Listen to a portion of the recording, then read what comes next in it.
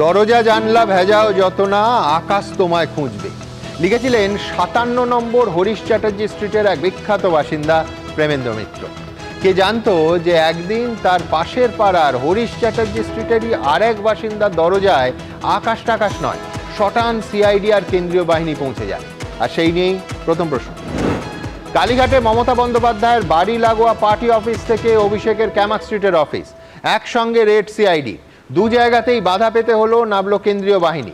বিধায়কদের সই জাল কাণ্ডে সিআইডি তদন্ত কি এবার মাথার দিকে এগোচ্ছে? দ্বিতীয় প্রশ্ন। সই জালিয়াতির তদন্তে এবার শটান মমতার দুয়ারে পৌঁছে গেল সিআইডি। কালীঘাটে বিধায়কদের বৈঠকের আসল রেজলিউশন বুকের খোঁজে হন্যে গোয়েন্দারা। ওই খাতা পেলেই এগোনো যাবে জালিয়াতির তদন্তে? তৃতীয় প্রশ্ন। সিআইডির তৃতীয় নোটিশেও গড়হাজির অভিষেক। অন্যদিকে মমতা ছুটলেন সোনিয়া গান্ধীর বাড়িতে, অবিলম্বে গ্রেফতার করা হোক অভিষেককে। একই দিনে দাবি তুললেন অধীর চৌধুরী। তবে কি ব্যর্থ হলো মমতার মিশন দিল্লি? চতুর্থ প্রশ্ন। তোলাবাজির অভিযোগে গ্রেফতার সব্যসাচী দত্ত। চোর স্লোগানের মধ্যে উড়ে এলো পচা ডিম, গোবর, টমেটো। সিন্ডিকেট থেকে তোলাবাজি, ভুরি ভুরি অভিযোগ। তারপরেও কোন অঙ্কে সব্যসাচী দত্তকে বিধাননগর পুরসভার চেয়ারম্যান করেছিল তৃণমূল? পঞ্চম প্রশ্ন। শুধু আমার কাছ থেকেই 1 কোটিরও বেশি তোলা আদায় করেছেন সব্যসাচী, টাকা না দিলে খুন করে ফেলতো। অডিও সামনে এনে বিস্ফোরক দাবি অভিযোগকারী ব্যবসায়ী। কোন শীর্ষ নেতার আশীর্বাদে এতটা বেপরোয়া হয়ে উঠেছিলেন সব্যসাচী? তবে শুরুতেই দেখাবো কালীঘাট থেকে ক্যামাক স্ট্রিট, সই জাল কাণ্ডে পরপর রেড সিআইডি। দেখুন। Kalighat, 30 B Harish Chatterjee street. কদিন আগে পর্যন্ত রাজ্যের সবচেয়ে হাই প্রোফাইল ঠিকানা ছিল এটি, আর মঙ্গলবার সেখানেই তল্লাশি অভিযান চালালো সিআইডি। সই জালিয়াতি কাণ্ডে একদিনে একসঙ্গে মমতা বন্দ্যোপাধ্যায়ের বাড়ি লাগোয়া পার্টি অফিস এবং ক্যামাক স্ট্রিটে অভিষেক বন্দ্যোপাধ্যায়ের অফিসে অভিযান চালালো রাজ্য পুলিশের গোয়েন্দা শাখা।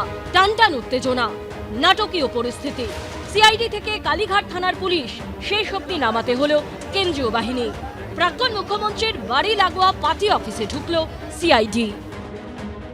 একে একে সিআইডি আধিকারিকরা তারা 30 বি হরিশ চ্যাটার্জি স্ট্রিটের বাড়িতে ঢুকেছেন। তাদের বক্তব্য যে এখানে যে তৃণমূল কংগ্রেসের কার্যালয় রয়েছে সেই পার্টি অফিসে তারা তল্লাশি করতে এসেছেন। মঙ্গলবার দুপুর 3:30 নাগাদ কালীঘাটে 30 বি হরিশ চ্যাটার্জি স্ট্রিটের এই বাড়ির সামনে পৌঁছে যায় সিআইডি। কিন্তু শুরুতেই দফায় দফায় বাধার মুখে পড়তে হয় সিআইডির অফিসারদের। তদন্তকারী দলকে ভেতরে ঢুকতে বাধা দেন তৃণমূলের প্রাক্তন রাজ্যসভার সাংসদ শুভাশিস চক্রবর্তী। রেজলিউশনটা এখানে হয়েছে 30 B Harish Chatterjee street, and এইটাই 30 বি হরিশ চ্যাটার্জি স্ট্রিট। অভিষেক মানে in absence of Abhishek Banerjee I can not allow it. না, এটা তো লফুলি হয় না, এটা তো আইনত আপনি পারেন না। আপনি কে? আপনার পরিচয়? আমি এখানে এখন আপাতত ভলান্টিয়ার সার্ভিস দিচ্ছি, ইনচার্জ। আপনার পারমিশন নেওয়াটা আমাদের ব্যাপার না। আপনাকে ইনফর্ম করলাম যে আমরা এসছি এই জন্য। আমি তো আপনাকে আপনার পারমিশন নিয়েই আমাদের করতে হবে এমনটা না না, সে আমি কি করে করবেন সেটা? করুন, আপনি করুন, আমার অসুবিধা নেই। আপনি কনসিকুয়েন্স ফেস করবেন, আমার কি। প্রায় 45 মিনিট ধরে চলে এই টানটান পরিস্থিতি। সিআইডির কড়া অবস্থানের সামনে একটা সময় পিছু হটতে বাধ্য হন তৃণমূল নেতা। যদি না দেন তাহলে তার কনসিকুয়েন্স সেটা কি করবে? দুপুর 4:15 নাগাদ বাধা উপেক্ষা করে ভেতরে ঢোকেন সিআইডি অফিসাররা। প্রতিটা মুহূর্তের ভিডিওগ্রাফি করা হয়। কখনো কনফারেন্স রুম, কখনো পার্টি অফিস, পার্টি অফিসের আবার যে এক্সটেনশনটা রয়েছে সেই এক্সটেনশন পার্টে সেখানে তারা যাচ্ছেন। এই জায়গার তুমি ছবি দেখছো, মোটামুটি 30 জন সিআইডি অফিসার তারা দুটি দলে ভাগ হয়ে একদল তারা বাঁদিকের পার্টি অফিসের অংশে এবং বাকি দলটা তারা ডান দিকের পার্টি অফিসের যে এক্সটেনশনটা রয়েছে সেখানে তারা তল্লাশি চালাচ্ছেন। সোজাসুজি সহযোগিতা যদি কেউ না করে তদন্তে, তাহলে তদন্তকারী সংস্থাগুলো যা যা ব্যবস্থা তাদের রুল বুকে লেখা আছে সেগুলো তারা করবে। ওনারা এসেছিলেন মমতা বন্দ্যোপাধ্যায়ের অফিস সার্চ করার জন্য। ওদের বক্তব্য হচ্ছে যেহেতু 30 বি হরিশ চ্যাটার্জি স্ট্রিটে রেজুলেশন নেওয়া হয়েছে, অতএব রেজুলেশনের কপি এখানে আছে। দুপুর 4:25 সিআইডির আরেকটা টিম পৌঁছয় ক্যামাক স্ট্রিটে অভিষেক বন্দ্যোপাধ্যায়ের অফিসে। সঙ্গে ছিল শেক্সপিয়ার সরণি থানার পুলিশ। তবে সেখানেও প্রথমে তাদের অসহযোগিতার সম্মুখীন হতে হয় বলে অভিযোগ। সিআইডি সূত্রে দাবি, তারা অফিসে গিয়ে দেখেন দরজা ভেতর থেকে বন্ধ, বাইরে বেশ কিছু জুতো রয়েছে, অর্থাৎ অফিসের কর্মীরা ভেতরে ছিলেন। মহিলা কর্মী আছে এরকম এক্সকিউজ তাদের তরফ থেকে দেওয়া হচ্ছিল। তখন সিআইডি আধিকারিকরা কাউন্টার করেন, তারা পাল্টা বলেন যে তাদের সাথেও মহিলা অফিসার আছে। কাজেই সেই জায়গা থেকে একটা জটিলতা তৈরি হয়, একটা অসহযোগিতা হয় বলেই সিআইডি সূত্রে দাবি। কলকাতায় যখন সিআইডি স্ক্যানারে কালীঘাট ক্যামাক্সে, সেদিনই দিল্লিতে সোনিয়া গান্ধীর বাড়িতে ছুটে যান মমতা বন্দ্যোপাধ্যায়। বেশ কিছুক্ষণ কথা হয়। ভোটের ফল বেরোনোর পর থেকে উত্তপ্ত রাজ্য রাজনীতি। এরই মধ্যে সিআইডির 2 হাই প্রোফাইল ঠিকানায় এই অভিযান নিঃসন্দেহে তাৎপর্যপূর্ণ। সন্দীপ সরকার, ময়ূর ঠাকুর চক্রবর্তী ও দীপক ঘোষের রিপোর্ট, এবিপি আনন্দ। দেখুন, আজ দিনের সব থেকে বড় খবরটা কি, এটা নিয়ে বিতর্কর কোনো অবকাশই নেই। 30 বি হরিশ চ্যাটার্জি স্ট্রিটে মমতা বন্দ্যোপাধ্যায়ের বাড়ি লাগোয়া পার্টি অফিস এবং অভিষেক বন্দ্যোপাধ্যায়ের ক্যামাক স্ট্রিটের অফিসে সিআইডি রেড। কিন্তু কি নিয়ে রেড? কেউ বলতেই পারেন যে কেন তৃণমূল বিধায়কদের সইজাল কাণ্ড নিয়ে সিআইডি রেড করছে, কিন্তু আসল প্রশ্ন হলো সিআইডি খুঁজছেটা কি? অভিষেক বন্দ্যোপাধ্যায় 20 মে বিধানসভার অধ্যক্ষকে যে চিঠি দিয়েছেন, তাতে তিনি বলছেন যে 6 মে তৃণমূল কংগ্রেসের বৈঠক হয়েছে এই 30 বি হরিশ চ্যাটার্জি স্ট্রিটে। এই বৈঠকে সিদ্ধান্ত হয়েছে যে শোভনদেব চট্টোপাধ্যায় 18 বিধানসভার বিরোধী দলনেতা হবে। এরপর 27 মে ঋতব্রত বন্দ্যোপাধ্যায় এবং সন্দীপন সাহা স্পিকারের কাছে অভিযোগ করেছেন যে প্রথমত 6 তারিখে কাউকে বিরোধী দলনেতা হিসেবে বাছাই হয়নি। দ্বিতীয় অভিযোগটা আরও মারাত্মক। তারা বলছেন যে 19 মে তাদের ব্যাকডেটে, অর্থাৎ ওই 6 তারিখ লিখে সই করার নির্দেশ দেওয়া হয়। এখন সিআইডি এই রেড করছে এই 3টে পাতা, যে রেজলিউশন বুক থেকে অভিষেক বন্দ্যোপাধ্যায় স্পিকারকে লেখা চিঠির সঙ্গে অ্যাটাচ করে পাঠিয়েছিলেন, সেই অরিজিনাল রেজলিউশন বুকটার সঙ্গে যাচাই করে দেখতে। এই অরিজিনাল বুকটা সিআইডি আগে চাইলেও তাদের বক্তব্য তারা পায়নি, এবং সিআইডির আরও বক্তব্য যে রেজলিউশন বুকটা খুঁজতে আজ 30 বি হরিশ চ্যাটার্জি স্ট্রিট এবং 9 নম্বর ক্যামাক স্ট্রিটে সিআইডি হানা দিয়েছে। আমার প্রথম বক্তা অবশ্যই ডক্টর নজরুল ইসলাম। নজরুলদার কাছে আমার প্রশ্ন একটাই থাকবে যে এই দুটো ঠিকানায় সিআইডি পৌঁছানোর মানে তো একটাই, তদন্ত করতে করতে মাথায় পৌঁছানো। আক্ষরিক অর্থেই দুয়ারে সিআইডি। মমতা বন্দ্যোপাধ্যায়ের বাড়ির উঠোনে সিআইডির গোয়েন্দারা পৌঁছে গেলেন, তাই তো নজরুলদা? সিআইডি একটা তদন্ত করছে, বেশ। সে তদন্তটা একটা অভিযোগের ভিত্তিতে। বেশ। অভিযোগটা হচ্ছে এই যে 6 তারিখে একটা মিটিংয়ে রেজুলেশন হয়েছে যে শোভনদেব বাবুকে বিরোধী দলনেতা করা হবে, এই বলে কোনো এমএলএ নয়, তৃণমূল পার্টির সর্বভারতীয় সম্পাদক স্পিকারের কাছে একটা চিঠি পাঠিয়েছেন, এবং তার এই চিঠির সমর্থনে তিনি রেজুলেশন বুকের 3টে পাতা যেটা আপনি দেখাচ্ছেন সেটা পাঠিয়েছে। যেটা অভিযোগ হচ্ছে যে 27 তারিখে গিয়ে দুজনে এমএলএ যেটা করেছেন, যে 6 তারিখে কাকে বিরোধী দলনেতা করা হবে কি না এরকম কোনো আলোচনাই হয়নি। ঠিক। দ্বিতীয় কথা হচ্ছে যে সেখানে যেসব এমএলএদের নাম দেখানো হচ্ছে আর সই দেখানো হচ্ছে, সেই সইয়ের কতকগুলো এমএলএ সই তাদের নয়, এটা হচ্ছে অভিযোগ। তো এই তদন্ত করতে এই মিটিংটা কোথায় হয়েছিল?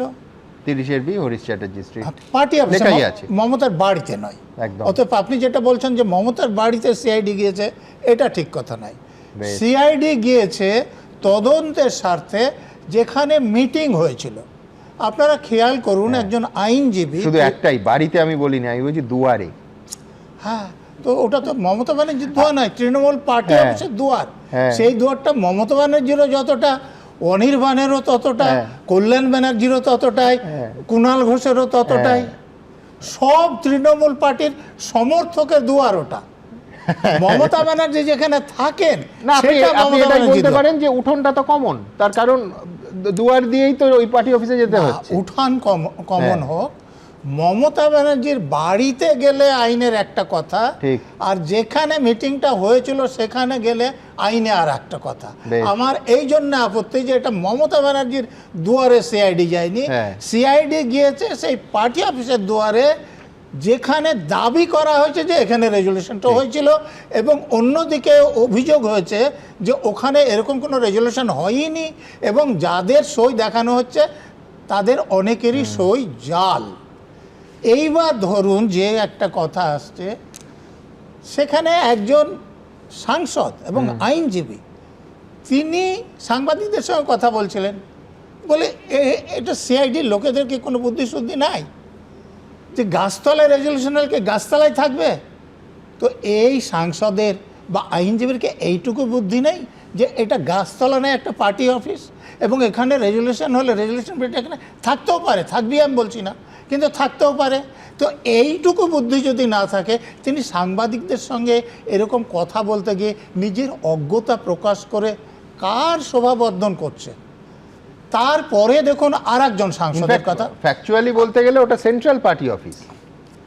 পার্টি অফিস তো সেন্ট্রাল হলে তো সেখানে যেতেই পারে, একদম। কিন্তু রেজুলেশনটা ওখানে হয়েছে বলে যে চিঠি পাঠানো হয়েছে সেখানে আছে, একদম। এবং 9 নম্বর ক্যামাক স্ট্রিটেরও ঠিকানা আছে, তাহলে সেখানে তো আইনত তারা যেতে পারে। এখানে একাধিক আইনজীবী আছেন, 3 জন অন্তত দেখছি আমি।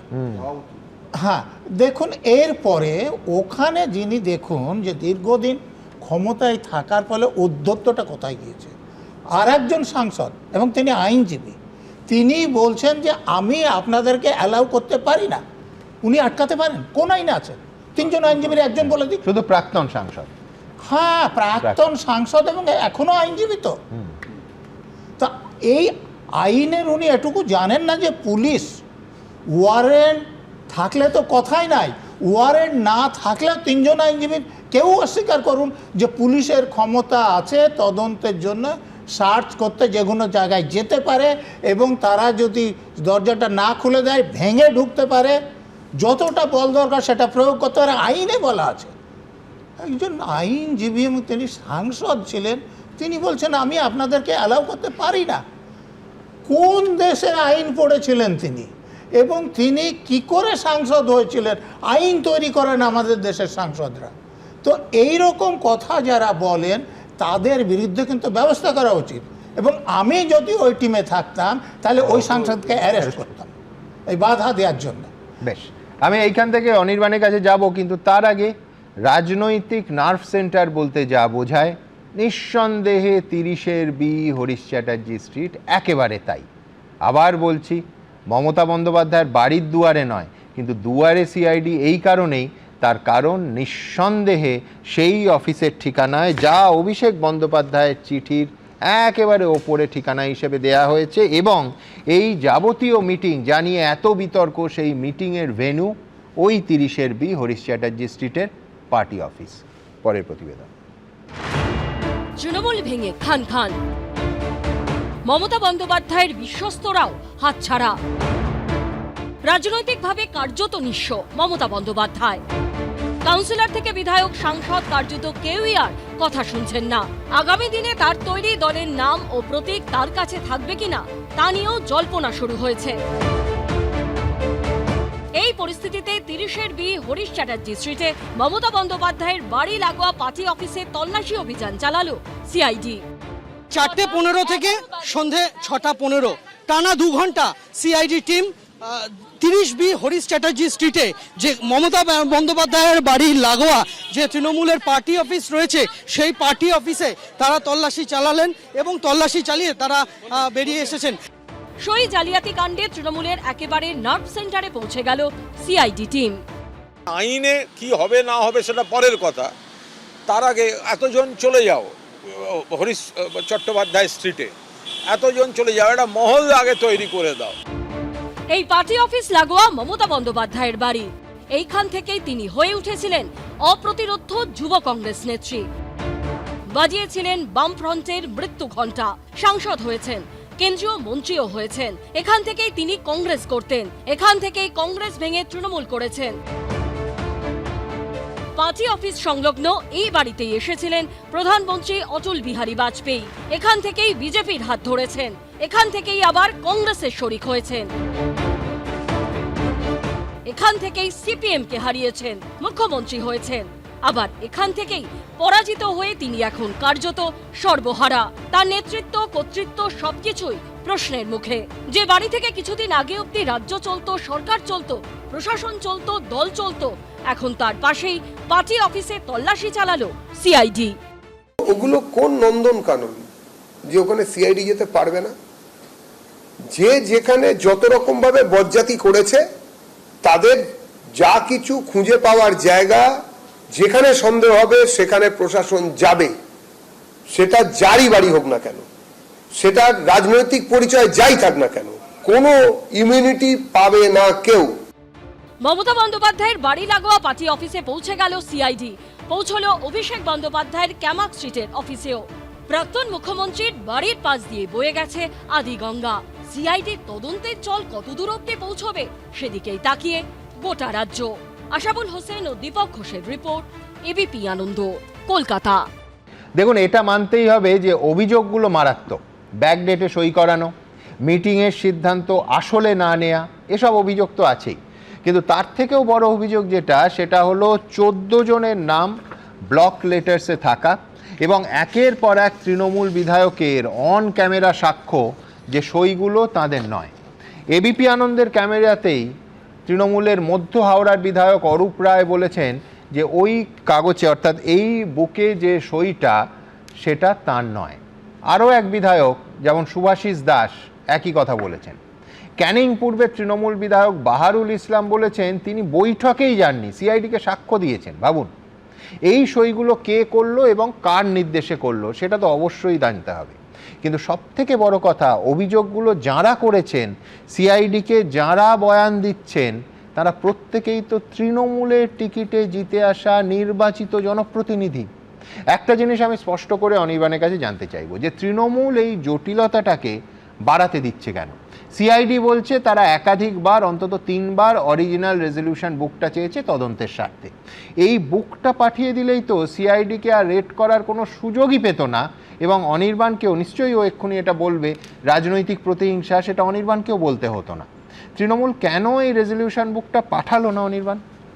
না, এখানে সুমনদা নজরুলদার কথার সূত্র ধরে বলুন, একটা কথা একদম ঠিক বলেছেন, যেটা আমারও মনের কথা, যে সকল তৃণমূল কর্মীর দুয়ারে সিআইডি আসলে পৌঁছেছে। এটা আসলে একটা পলিটিক্যাল মেসেজ যে সকল তৃণমূল কর্মী, যারা আমরা খারাপ তৃণমূল, আমরা যারা ভালো তৃণমূল হয়ে উঠতে পারছি না, আমাদের কাছে একটা মেসেজ যে toe the line, fall in line, যদি না করতে পারো তাহলে, তারপর একটা হচ্ছে ডট ডট ডট, এই যে তাহলে এটা বাকিটা বুঝে নিতে হবে। সেইটা আমরা যারা একটু কম বুঝি, আমরা যারা একটু রাষ্ট্রশক্তির ক্ষমতা সম্পর্কে আমাদের অতটাও সম্মান নেই, যারা ঠিক আছে আপনি জেলে ঢোকাতে পারেন, মারধর করতে পারেন, সব করতে পারেন, কিন্তু আমরা একটু কম বুঝি, তো আমরা মাথাটা নোয়াতে রাজি নই। আমরা যারা খুব খারাপ তৃণমূল, আমাদের দুয়ারে যে সিআইডি পৌঁছচ্ছে, এটা নজরুলদার সঙ্গে আমি সম্পূর্ণ একমত। তুমি বলছো এটা প্রতীকী রেড, এটা বার্তা কেন বলছি? দেখুন, আগে আমরা দেখতাম কখনো সিবিআই আসে, কখনো ইডি আসে, কখনো এনআইএও আসে মাঝে মাঝে, এখন সিআইডিটা জুড়েছে। এখানে উল্টোটা বলবে না যে আগে কখনো কখনো সিআই, বেশিরভাগ সময় রাজ্য পুলিশ, কলকাতা পুলিশ, সিআইডিরা বিরোধীদের দুয়ারে পৌঁছে যেত? বেশ, সেই সময়ে দাঁড়িয়ে তার সমালোচনা হতো কি হতো না, যে এটা ঠিক হচ্ছে নাকি ভুল হচ্ছে। আজকের দিনে দাঁড়িয়ে যখন ফিরদৌসদা আছে, তরুণ আছে, সিবিআই বা ইডি যতগুলি মামলাতে বিভিন্ন সময় তথাকথিত রেড করেছে এবং আমরা ঘন্টা 2 ধরে আমরা আলোচনা করেছি, তার কোন মামলাটার লজিক্যাল কনক্লুশন আজ অবধি হয়েছে?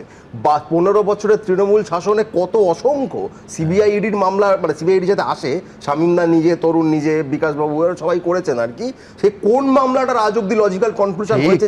তুমি এইটাও পাশাপাশি বলো যে অন ক্যামেরা দোর্দণ্ড প্রতাপ বীরভূমের অনুব্রত মণ্ডল যখন বলছে যে ও বিরোধী দল করে, ও বিজেপি করে, গাঁজার কেস দিয়ে দেয়। তারপর যুক্তিতক্কে সেই মানুষটাকে এনেছিলাম যিনি শুরু থেকে 98 সাল থেকে তৃণমূল করে 10 বছর গাঁজা কেসে জেল খেটেছেন এবং তারপরে প্রমাণিত হয়েছে যে তিনি আসলে কিছু করেননি। বেশ, তাহলে তারপর একটা কেস স্টাডি 10 বছর ধরে যে কেস খেয়েছেন, প্রমাণিত হননি, এটা অত্যন্ত খারাপ হয়েছে।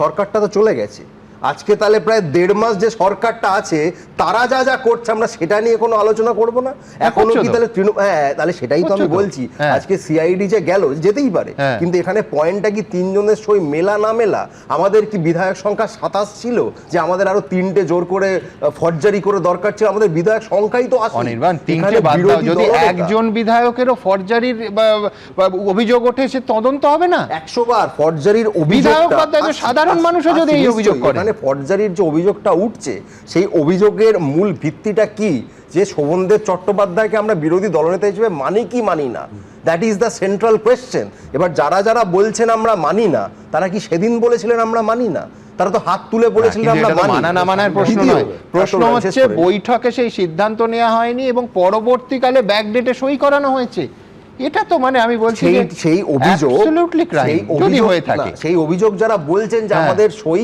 আমরা করিনি বা অন্য কেউ করে দিয়েছে আমরা ছিলাম না ইত্যাদি যারা বলছেন সেই জায়গাটা থেকে মুট পয়েন্ট আমি আবারও ফিরে আসছি সেটা 3 জন হতে পারে সেটা 6 জন হতে পারে সেটা 9 জন হতে পারে আপনি তাদের জায়গাটা বাদ দিন তারপরেও তো বিরোধী দলনেতা তো তৃণমূল কংগ্রেসের মনোনীত ব্যক্তির হওয়ার কথা তার সেটা হওয়ার সঙ্গে সঙ্গে যদি এই রকম তদন্ত কেউ চলতো বা চালাতো আমি মেনে নিতে পারতাম কিন্তু এখানে আপনাকে খেয়াল রাখতে হবে এটা কোনো আইসোলেটেড ইনসিডেন্ট নয় তুমি তৃণমূল বলতে কি তৃণমূল বোঝাচ্ছ এখন তো 60 জন অফিশিয়ালি স্পিকারকে চিঠি দিয়ে তারা আসল তৃণমূল হয়ে গেছে বিরোধী দলনেতা তুমি তো অ্যাকচুয়ালি সত্যি কথা বলতে সংখ্যালঘু তৃণমূলের প্রতিনিধিত্ব করছো একদমই নয় কারণ যে ব্যক্তি 80 মধ্যে 20 যে ব্যক্তি আজকে বিরোধী দলনেতার পদটা পেয়েছেন স্পিকারের বদান্যতায় তাকে তো পার্টি বহিষ্কার করে দিয়েছে বহিষ্কৃত ব্যক্তি কিভাবে একটি রাজনৈতিক দলের বিরোধী দলনেতা হতে পারেন আপনি আইনের কথা যদি আমি বলি তাহলে কেন স্পিকারের ভূমিকা নিয়ে তদন্ত এখানে হবে না যদিও আমি জানি স্পিকার সব রকম আইনি তদন্তের ঊর্ধ্বে বাট এটা আমি জনতার কাছে আমি আবেদন জানাচ্ছি কিন্তু আমি বলছি তুমি নিশ্চয়ই জানো মামলা হয়েছে আদালত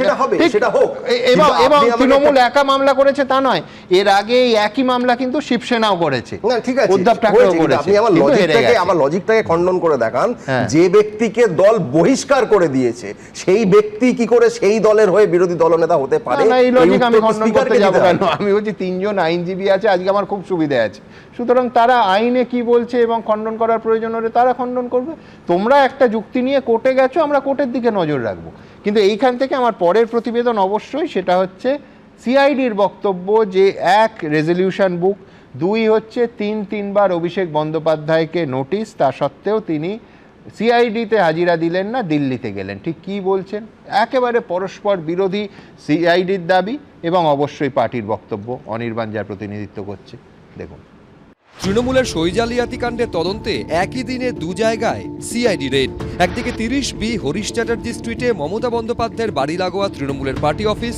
অন্যদিকে 9 নম্বর কামাক স্ট্রিটে অভিষেক বন্দ্যোপাধ্যায়ের অফিস সিআইডি সূত্রে দাবি সই জালিয়াতির শেকড় অর্থাৎ আসল রেজলিউশন বুক খুঁজতেই এই রেড মমতা দিল্লি থাকলে এখানে কেউ কাজ করবে না সরকার পাল্টে গেছে এটা মানে ভুলে গেছেন সিআইডি সূত্রে দাবি সই জালিয়াতি কাণ্ডে তদন্তে অভিষেক বন্দ্যোপাধ্যায়কে যে নোটিশ পাঠানো হয় সেখানে বলা হয় আসল রেজলিউশন বুক নিয়ে আসতে কিন্তু 3 বার নোটিশ পেয়েও হাজিরা এড়িয়েছেন অভিষেক বন্দ্যোপাধ্যায় মঙ্গলবারও অভিষেক বন্দ্যোপাধ্যায় আইনজীবী মারফত সিআইডিকে জানান আসল রেজলিউশন বুক তাদের কাছে নেই সিআইডি সূত্রে দাবি এরপরই আসল রেজলিউশন বুক খুঁজতে তল্লাশি অভিযানের সিদ্ধান্ত নেওয়া হয় তদন্ত প্রক্রিয়ার স্বার্থে পুলিশের কাজ করেছে ভবিষ্যতেও করবে আর যারা তদন্তে সহযোগিতা করবেন না তাদের জন্য ভারতবর্ষের নির্দিষ্ট আইন আছে সেই আইন মতো সিআইডি ব্যবস্থা নেবে সিআইডি সূত্রে দাবি অভিষেক বন্দ্যোপাধ্যায় স্পিকারকে যে চিঠি দিয়েছিলেন সেখানে উল্লেখ ছিল তৃণমূলের সেন্ট্রাল পার্টি অফিসের ঠিকানা 30B হরিশ চ্যাটার্জি স্ট্রিট আর তৃণমূলের সেক্রেটারিয়েট 9 নম্বর কামাক স্ট্রিট আর যে বৈঠকে সই জালিয়াতি হয়েছিল বলে জানা গেছে তা ছিল 30B হরিশ চ্যাটার্জি স্ট্রিটে সেই কারণেই এই 2 জায়গায় তল্লাশি চালানো হয় ওনারা এসেছিলেন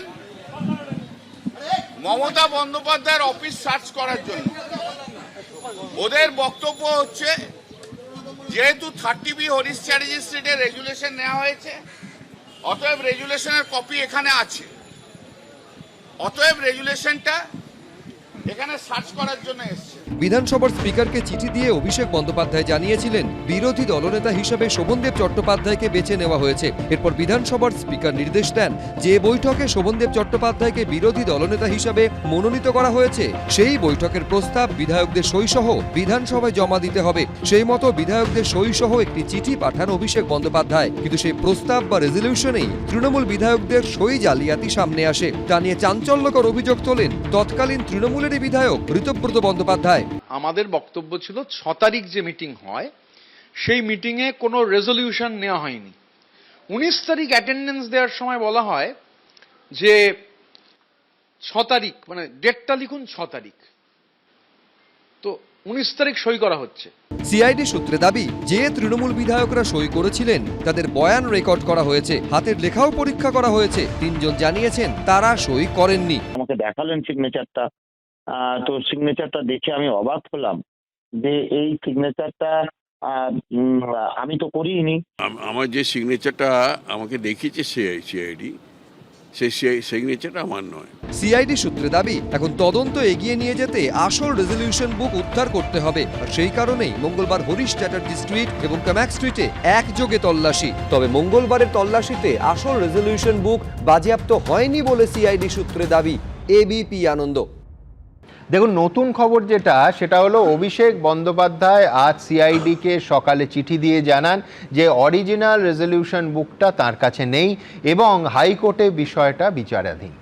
উল্টো দিকে সিআইডির যুক্তি হচ্ছে যেহেতু অভিষেক বন্দ্যোপাধ্যায় তার চিঠির সঙ্গে অ্যাটাচ করে এই রেজলিউশন বুকের 3টে পাতার ফটোকপি স্পিকারকে পাঠিয়েছিলেন, ফলে তার কাছে নিশ্চয়ই এই খাতাটা থাকবে। সিআইডি বলছেন অভিষেক বন্দ্যোপাধ্যায়কে 3 বার তলব করা হয়েছে, তিনি নিজে আসছেন না, না অরিজিনাল বুকটাও পাঠাচ্ছেন না, সেই জন্য সিআইডির এই রেড, সেই জন্যই কালীঘাট, সেই জন্যই কামাক স্ট্রিট। এর সঙ্গে মমতা বন্দ্যোপাধ্যায়ের বাড়ির কোনো যোগ নেই, তারা রেড করছেন অফিসের ঠিকানায়। এ তো গেল সিআইডির কথা, কিন্তু তৃণমূল বলছে এবং কল্যাণ বন্দ্যোপাধ্যায় ওইখানে দাঁড়িয়েই বলেছেন এই পুরো ব্যাপারটা শুভেন্দু অধিকারীর রাজনৈতিক প্রতিহিংসা। কোন সময়? যখন মমতা বন্দ্যোপাধ্যায় বাড়িতে নেই, রাজারহাট গোপালপুরের বিজেপি বিধায়ক এবং আইনজীবী তরুণজ্যোতি তিওয়ারি এ নিয়ে কি বলছে? সুমনদা, খুব পুরনো একটা কথা আছে, do you ever so high the law is above you. Abhishek Bandyopadhyay যখন কোনো চিঠির সাথে রেজলিউশন কপি পাঠিয়েছিল, এটা তার দায়িত্ব প্রুভ করা যে ডকুমেন্টটা ঠিক। The owners of proof lies আপন হেম। যেটা পরিষ্কার দেখতে পাচ্ছি, এটা ফার্স্টলি এটাকে ফোর্জারি বলা যায়, second dishonest use of forged documents বলা যায়, third forgery committed with intent to cheat, punishment 7 years and fine. Notice করার দরকার হয় না, অভিষেক বন্দ্যোপাধ্যায় ভাগ্যবান তাকে নোটিস ফোটিস করা হয়েছে, তুলে নিতে পারতো। আচ্ছা, তোমরা বারবার বলছো মমতা বন্দ্যোপাধ্যায়ের দুয়ারে যাচ্ছে সিআইডি, তোমরা বারবার বলছো হচ্ছে অফিসে যাচ্ছে সিআইডি, তোমরা সুমনদা এটা কেন বলছো না? এটা কি? এটা হচ্ছে হোটেল সোনার তরী, পুরীর একটা হোটেল।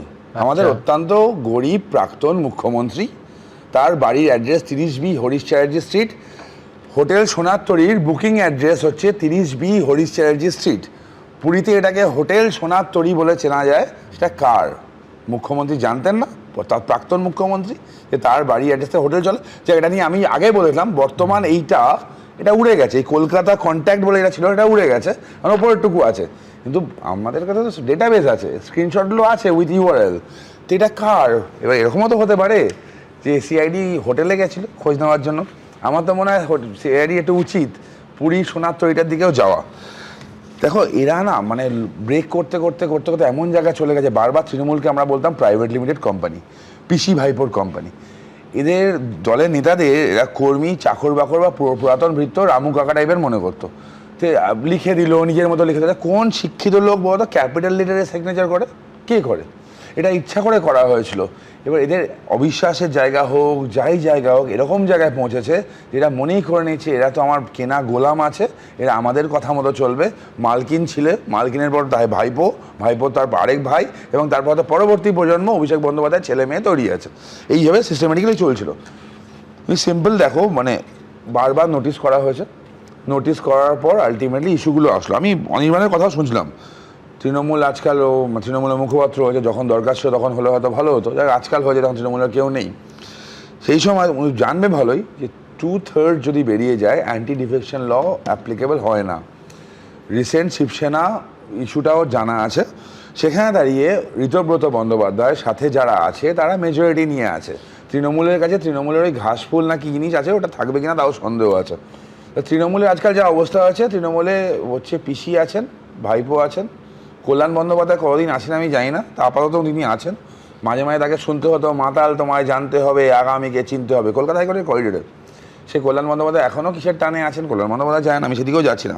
আমি একটু বরং কিন্তু তোমরা যে জোরে টানছো আর কতদিন কে আছেন কোন দিকে আমার বোঝা খুব মুশকিল হয়ে যাচ্ছে। কোনো ইন্টারেস্ট নেই, কোনো ইন্টারেস্ট নেই। কালকে একটা গোট 20 জন, কোনো ইন্টারেস্ট নেই আমাদের। এবার কেউ যদি আসে, কোনো ইন্টারেস্ট নেই, তারা এসে এত ইন্টারেস্টেড বলছে এনডিএ কে সমর্থন করছে। এই সত্যিই কাকলির গোজদস্তিদার বলেছিলেন কালকে। কাকলিদিকেও জিজ্ঞেস করতে পারি কি আমি কেমন আছো গো কাকলিদি। যাই হোক, এবার ওভারঅল যে ইস্যু, তারা কি বিজেপিতে এসছেন, এনডিএকে সাপোর্ট করছেন, কেউ করতেই পারে, তাতে আমাদের কোনো বক্তব্য নেই। কিন্তু আমার কনসার্নটা এখন পশ্চিমবঙ্গের অবস্থাটা অন্য একটা জেগেছে সুমন্ত, খুব সিরিয়াস কনসার্ন। দেখো পশ্চিমবঙ্গে আমাদের, তোমরা জানো যে ডিমের চাহিদাটা যতটা থাকে ততটা ডিম আমাদের পশ্চিমবঙ্গে আসে না, নেই, বাইরে থেকে আনতে হয়। তো তোমার এই প্ল্যাটফর্মটাকে আমি ইউজ করছি আজকে, জনগণকে করজোরে অনুরোধ করছি, দেখুন ডিম একটা মহার্ঘ জিনিস, তার দামও আছে। এইভাবে বাজারে ডিমের মানে চাহিদা বাড়িয়ে দেবেন না।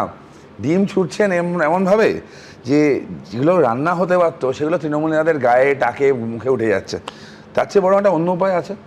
আমরা বাঙালিরা নর্মালি কাজ করে কি, পুরোনো ছটি চপ্পল এগুলো রেখে দিই, বাথরুমে ইউজ করি, হাওয়াই চপ্পল, বাইরে পড়ে বেরোতাম, একটু ক্ষয়ে গেলে বাইরে ইউজ হয়। তো চটি চপ্পলগুলোকে ঠিকঠাকভাবে ব্যবহার করুন।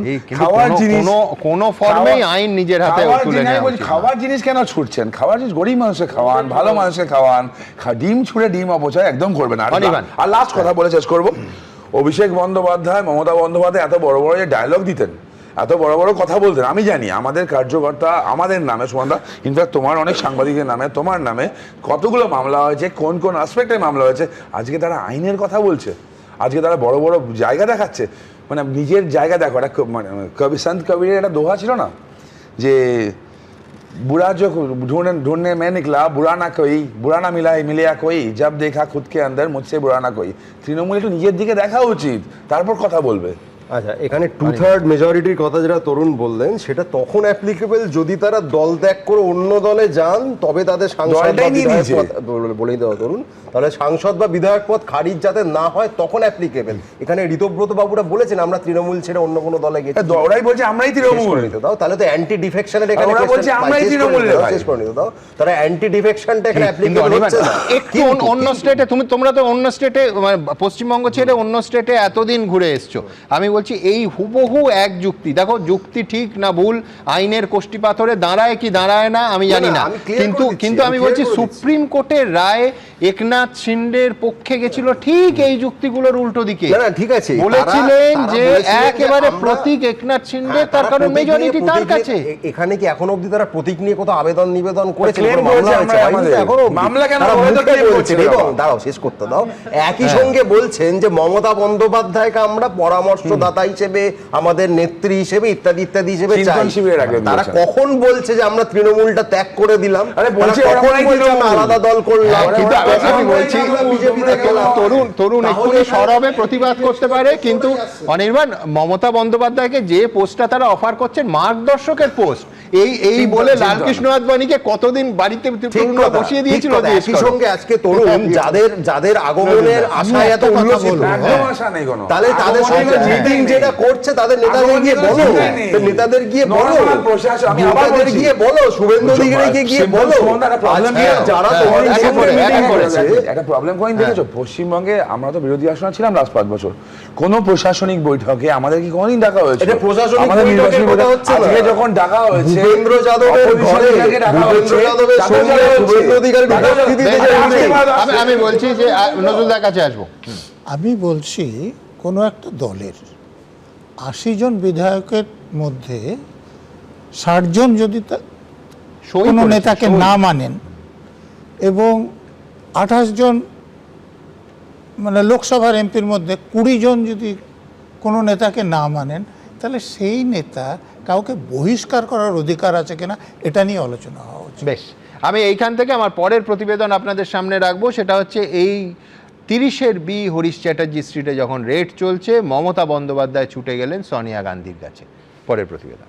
যার বাড়ি, যার office, say in absence of him, আমি কোথায় কি আছে আমি জানি না তো। করবো না মানেটাই তো অবস্ট্রাকশন নাকি? এটা কিন্তু আপনি বাধা দিলেন। প্রাক্তন মুখ্যমন্ত্রী মমতা বন্দ্যোপাধ্যায়ের কালীঘাটের বাড়ি লাগোয়া পার্টি অফিসে তল্লাশি চালালো সিআইডি। ভর দুপুরে আচমকাই উত্তপ্ত হয়ে উঠল পরিস্থিতি। আমি কোনো বাধা দিচ্ছি না, আমি অ্যাপিল করছি। কোনটা মিসলিড কথা বলছেন? ওই যে ওরা বলছে আপনি বাধা দিচ্ছেন, আমি বাধা দিচ্ছি না না না, একটা বাধা দেওয়ার মানে কি? আপনি তো ভার্বালি আমাদেরকে অ্যালাউ করছেন না। না না, আমি বলছি অ্যালাউ করছেন না, বলতে পারবো না। 2 ঘন্টার তল্লাশি অভিযান শেষ, সিআইডি টিম বেরিয়ে এসেছেন। হাতে তারা বেশ কিছু নথিপত্র নিয়ে এসেছিলেন, হাতে তারা বেশ কিছু নথিপত্র নিয়ে বেরিয়ে যাচ্ছেন। কিন্তু যে 2 ঘন্টার তল্লাশি অভিযান চললো, তার আগের যে 45 মিনিটের টান নাটক, সেই প্রায় 3 ঘন্টা সময় পর কালীঘাট ছাড়ছেন সিআইডির আধিকারিকরা। আর শুধু কালীঘাটই নয়, কামাত স্ট্রিটে অভিষেক বন্দ্যোপাধ্যায়ের অফিসেও সই জালিয়াতি কাণ্ডে তল্লাশি অভিযান চালালো সিআইডি। সিআইডির অফিসিয়ালসরা এই মুহূর্তে অভিষেক ব্যানার্জি ক্যামাক স্ট্রিটের অফিসে আসছেন। সিআইডি তদন্তকারী অফিসারেরা এই মুহূর্তে ক্যামাক স্ট্রিটের গ্রাউন্ড ফ্লোরে যেমন তারা রয়েছেন, তাদের একটা টিম ওপরে গেছে।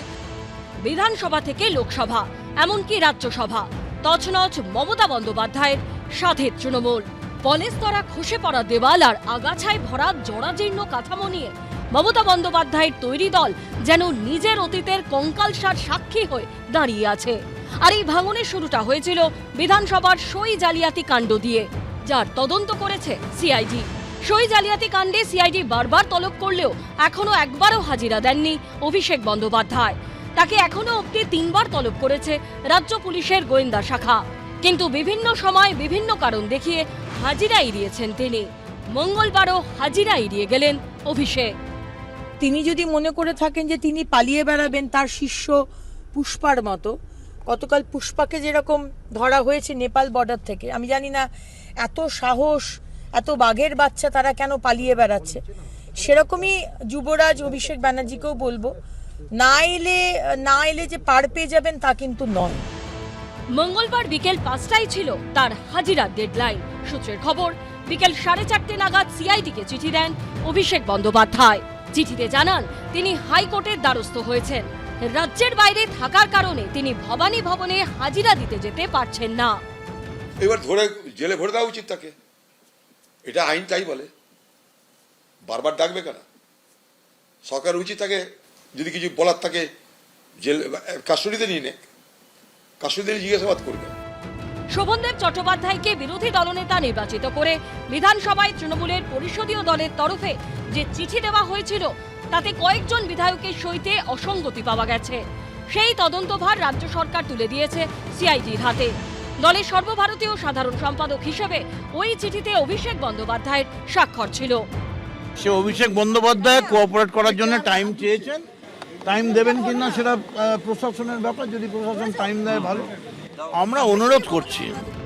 বারবার ডাকা হচ্ছে, নোটিশ দেওয়া হচ্ছে, কিন্তু হাজির হচ্ছেন না অভিষেক বন্দ্যোপাধ্যায়। এবার কি করবে সিআইডি?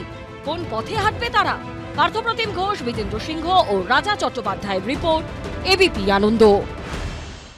দেখুন, ভোটের ফল প্রকাশের পর 1 মাস কাটতে না কাটতেই একেবারে দুয়ারে সিআইডি, এ নিয়ে কোনো সন্দেহ নেই।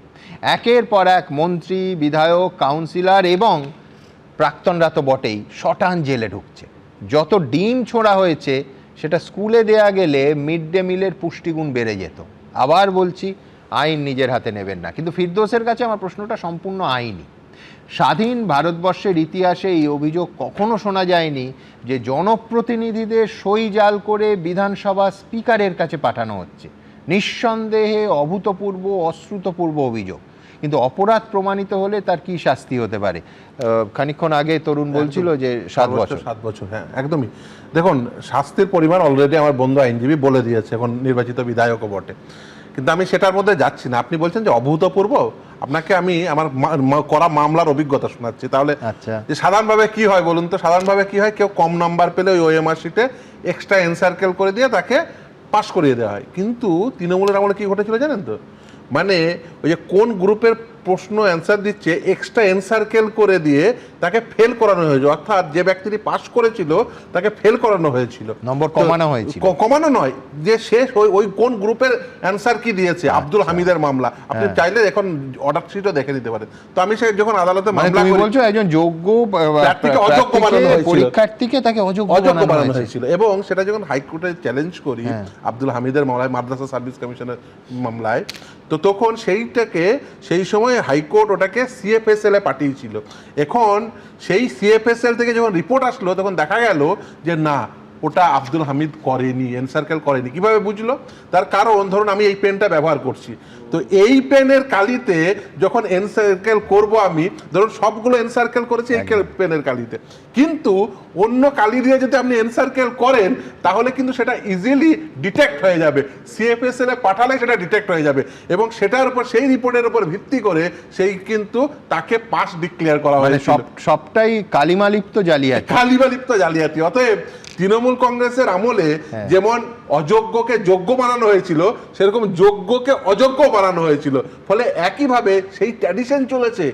এখন কি হয়েছে, এখন বিরোধী দলনেতা নির্বাচনের ক্ষেত্রেও সেটা হয়েছে কি হয়নি তার তদন্ত করছে সিআইডি। দেখুন আমি বলি যে দেখুন, এই যে জায়গাটিকে তদন্ত করতে গেছেন, সেখানে তদন্ত করতে গেছেন কোন জায়গায়, প্লেস অফ অকারেন্সে। দেখুন একটি অফিসে, সেন্ট্রাল অফিস, ওই দেখুন ওই দেখুন এতে একেবারে মাথায় লেখা আছে অল ইন্ডিয়া তৃণমূল কংগ্রেস, সেখানে সেন্ট্রাল অফিসের অ্যাড্রেস লেখা আছে। সাধারণভাবে যে অফিসে রেজুলেশন নেওয়া হচ্ছে, মিটিং রেজুলেশন বুক তো সেই অফিসে থাকবে, সেটাই স্বাভাবিক। সেই জন্য সিআইডি কি করেছে, সেই সেন্ট্রাল অফিসে সেখানে গেছে। শুধু তাই নয়, ফার্স্ট প্যারাগ্রাফে লেখা হচ্ছে যে এই মিটিংটা held on 6 May 2026 at 30B Harish Chatterjee street, Kolkata 26। একদম একেবারে পরিষ্কার। একদমই। এটা কেন গেছে সেটা বুঝতে হবে। তার কারণ হচ্ছে যখনই ওই অরিজিনাল রেজুলেশন, মিটিং রেজুলেশন বুকটা পেয়ে যাবেন, সেই সময় যে সমস্ত বিধায়করা দাবি করছেন যে আমরা সিগনেচার করিনি, তাদেরকে একটি করে সাদা পেজ দেওয়া হবে, তারা নিজের সিগনেচার করবেন, এবং এই দুটো সিগনেচার ওই সিএফএসএল এ পাঠালে সহজেই ডিটেক্ট হয়ে যাবে যে তারা আদৌ সিগনেচার করেছিলেন কি করেননি। ফলে এটা কিন্তু অনেকেই বুঝতে পারছেন হয়তোবা, সেজন্যই অনেকে ওই অরিজিনাল ওই মিটিং রেজুলেশন বুক হয়তোবা লোকানোর চেষ্টা করছেন, কিন্তু ওটা করে খুব একটা লাভ হবে না। তার কারণ কি? তার কারণ আপনি অলরেডি কিন্তু একটা কপি অ্যানেক্স করে দিয়েছেন। যখন কেউ সিগনেচার করে তার একটি নির্দিষ্ট স্ট্রোক হয়, আমি সিগনেচার করছি, আপনি সিগনেচার করছেন, তার নির্দিষ্ট স্ট্রোক হয়। ফলে ওটা যদি ফটোকপিও থাকে, সেই ফটোকপি থেকেও সহজেই ডিটেক্ট করা যাবে যে আদৌ ওটা ওনার সই কিনা। প্লাস হচ্ছে ফিরদৌস, এরা তো মানে বয়ান দিয়েছেন সিআইডি কে, অন ক্যামেরা সেই বয়ান রেকর্ড করা হয়েছে। একদমই। ফলে দেখুন দ্বিতীয় কথা বলি, উনি বলছেন যে উনি বাড়ির বাইরেই বেরোননি, তাহলে উনি কখন এলেন আর মিটিং এ সইটা কি করে হলো? এবার এটা কি কেন করা হচ্ছে এটা বুঝুন। এটা কেন করা হচ্ছে, তার কারণ হচ্ছে যে আমি এভিডেন্সটাকে কংক্রিট হতে দেব না, সেই জন্য অরিজিনাল ওই যে মিটিং রেজুলেশন বুক, সেটাকে এখনো পর্যন্ত কোনোভাবে যাতে না হাত লাগে সিআইডির, সেই জন্য হয়তোবা ব্যবস্থাপনা করলেও করতে পারেন। কিন্তু এইটা করে যদি মনে করেন ইনভেস্টিগেশনটাকে ডিরেল করব, এই যে আজকে বোকার মতো একজন করলেন কি, ইনভেস্টিগেশনে সে তারা বাধা দেওয়ার চেষ্টা করলেন। নজরুলবাবু বলছিলেন চাইলেই তদন্তকারী সংস্থা ইনভেস্টিগেশনে বাধা প্রদান করার জন্য তাকে অ্যারেস্ট করতে পারতেন, তাকে বল প্রয়োগ করে সেখানে ঢুকতে পারতেন, এবং এটাই স্বাভাবিক। তার কারণ ইনভেস্টিগেশনে কোনো প্রকার বাধা সৃষ্টি করা সেটা বেআইনি কাজ এবং সেটা ক্রিমিনাল অফেন্স। এর আগে মমতা বন্দ্যোপাধ্যায় একই কাজ করেছেন, আপনাদের মনে থাকবে ইডি পর্বে, এবং তার থেকে অনুপ্রাণিত হয়ে তার দলের নেতা নেত্রীরা আজকে করছেন সেই কাজ। একটা পয়েন্ট দেখুন, ঠিক এরকম ভাবেই প্রায় আমার স্মরণকালের 8-10 বছর ধরে ফিরদৌস দা, বা পার্টিকুলার ফিরদৌস দা বলে বলছি না, অনেকেই তৃণমূল বিরোধী, সিপিএম বিজেপির প্রতি নরম যারা, তারা ইডি যদি অমুকটা করে সঙ্গে সঙ্গে ওটা ধরা পড়ে যাবে। ধরুন কালীঘাটের কাকুর কণ্ঠস্বর 3 বছর হতে চললো, যে কণ্ঠটা যেই রেকর্ড করবে সঙ্গে সঙ্গে অভিষেক জেলের ভেতরে হয়েছিল। তো 3 বছরের প্রায় হতে চললো, সে কণ্ঠস্বর রেকর্ড হয়ে পড়ে আছে। কোথায় কণ্ঠ, তার আগেরটা বলো, ইডি রেকর্ড করতেই 1 বছরের বেশি সময় লাগলো। শেষ করে কোন জাদু মন্ত্রে তোমরা এটা ম্যানেজ করেছিলে আজও ক্লিয়ার নয়।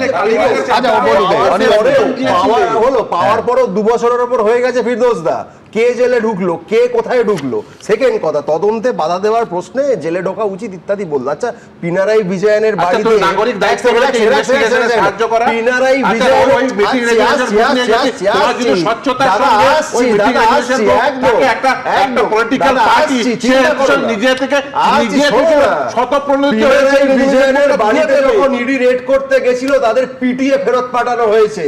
ফিরদৌস দা বলুক তাহলে পিনারাই বিজয়নকে অ্যারেস্ট করাটা উচিত ইডি, বলতে পারবে? পিনারাই বিজয়ন কোনোদিন বাধা দেয়নি, বাধা দিয়ে গিয়েছে যারা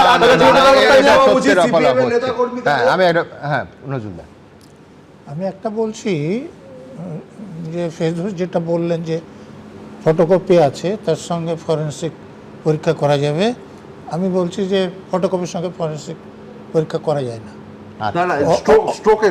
না না, আমি এ নিয়ে ট্রেনিং নিয়েছি, এটা করা যায় না, মানে করবেই না। সেই জন্য অরিজিনালটা গুরুত্বপূর্ণ। হ্যাঁ, মানে এক্সপার্ট এটা করবেই না। কেন করবে না আমি বলছি, ফটোকপি লেখাটা পরিবর্তন করে কপি নেওয়া যায়, একদম ঠিক তো? আচ্ছা, প্রথম কথা। আর দ্বিতীয় কথা যে এমএলএ সাহেবরা যারা বলছেন যে আমরা সই করিনি, তাদের নমুনা ইতিমধ্যে সংগ্রহ করা হয়েছে, অতএব এক্সপার্ট ওপিনিয়নের জন্য ওই অরিজিনাল খাতাটা দরকার আছে। অতএব সিআইডির লোকেরা এমনি এমনি যায়নি, সিআইডির অফিসার তদন্তটা এগিয়ে নেয়। এটা তো তদন্তের পার্ট। আমি বিমলদার কাছে ঠিক উল্টো দিক থেকে আসবো। বিমলদা, রাজনীতির পার্টে যদি আসি, এক হচ্ছে সিআইডি কি ভেবেছিল যে এত গুরুত্বপূর্ণ এই তদন্তের ক্ষেত্রে এই মামলায় যদি খাতাটা থাকে সেটা সাধারণভাবে অফিসে বা ক্যামাক স্ট্রিটে রাখা থাকবে, সেটা নিঃসন্দেহে মানে কোথায় আছে আমি জানি না, কিন্তু আমি নিশ্চিত যে সিআইডি খুঁজে পাননি। অর্থাৎ আমার পরের প্রশ্নটা রাজনৈতিক, যে তাহলে ইচ্ছে করে মানে আমরা 30-এর বি হরিশ চ্যাটার্জিতেও পৌঁছতে পারি, প্রয়োজন হলে ওই 6 নম্বর না 9 নম্বর ক্যামাক স্ট্রিটেও যেতে পারি, এই বার্তাটা কি দেয়া হলো? না, সেটা হতে পারে। এখন সিআইডি বা সিবিআই এর কার্যকলাপ তো আমি খুব একটা জানি না, সারা জীবন মাস্টারি করে কাটিয়েছি, ওনারা সেটা বলতে পারবেন সাইকোলজিক্যাল। সেই কার্যকলাপের পেছনে রাজনীতিটা, আমি একটা কথা বলি, সেটা হচ্ছে ওই আগেকার সিনেমাগুলোতে না খুব সুন্দর সুন্দর ডায়ালগ থাকতো। তার একটা ডায়ালগ হঠাৎ মনে পড়লো, যে চরকায় তেল দেওয়া যার স্বভাব, সে নিজের চরকা পরের চরকা বাছাবাছি করে না। কোন সিনেমা আমার মনে নেই, কিন্তু ডায়ালগটা মনে আছে, উত্তম কুমারের, এই কোনো একটা উত্তম কুমারের সিনেমা। এখন আমার এই তৃণমূলকে দেখে মনে হয় জালিয়াতি করা যার স্বভাব, সে নিজের পরের কিচ্ছু মানে না, তার হাত চলে যাবে জালিয়াতি করতে। আচ্ছা, এটা এই জালিয়াতি করার খুব দরকার ছিল কিছু? এগুলো পরে ওদের কাছ থেকে সই করিয়ে নেওয়া যেত।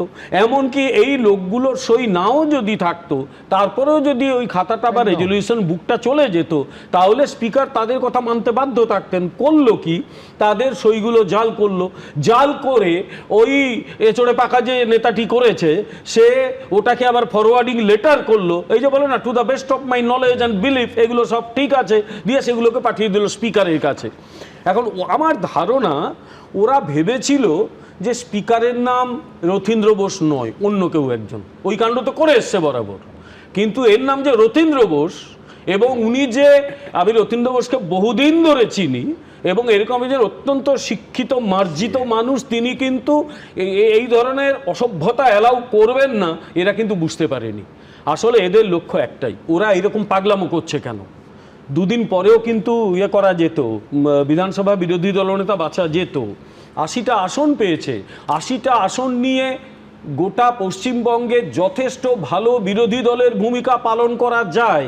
বিজেপি 77টা আসন, তার মধ্যে আবার অনেককে ভয় দেখিয়ে ভাগিয়ে নিয়ে গিয়েছিল, তারপরেও 5 বছর তৃণমূলকে শান্তিতে থাকতে দেয়নি ভারতীয় জনতা পার্টি।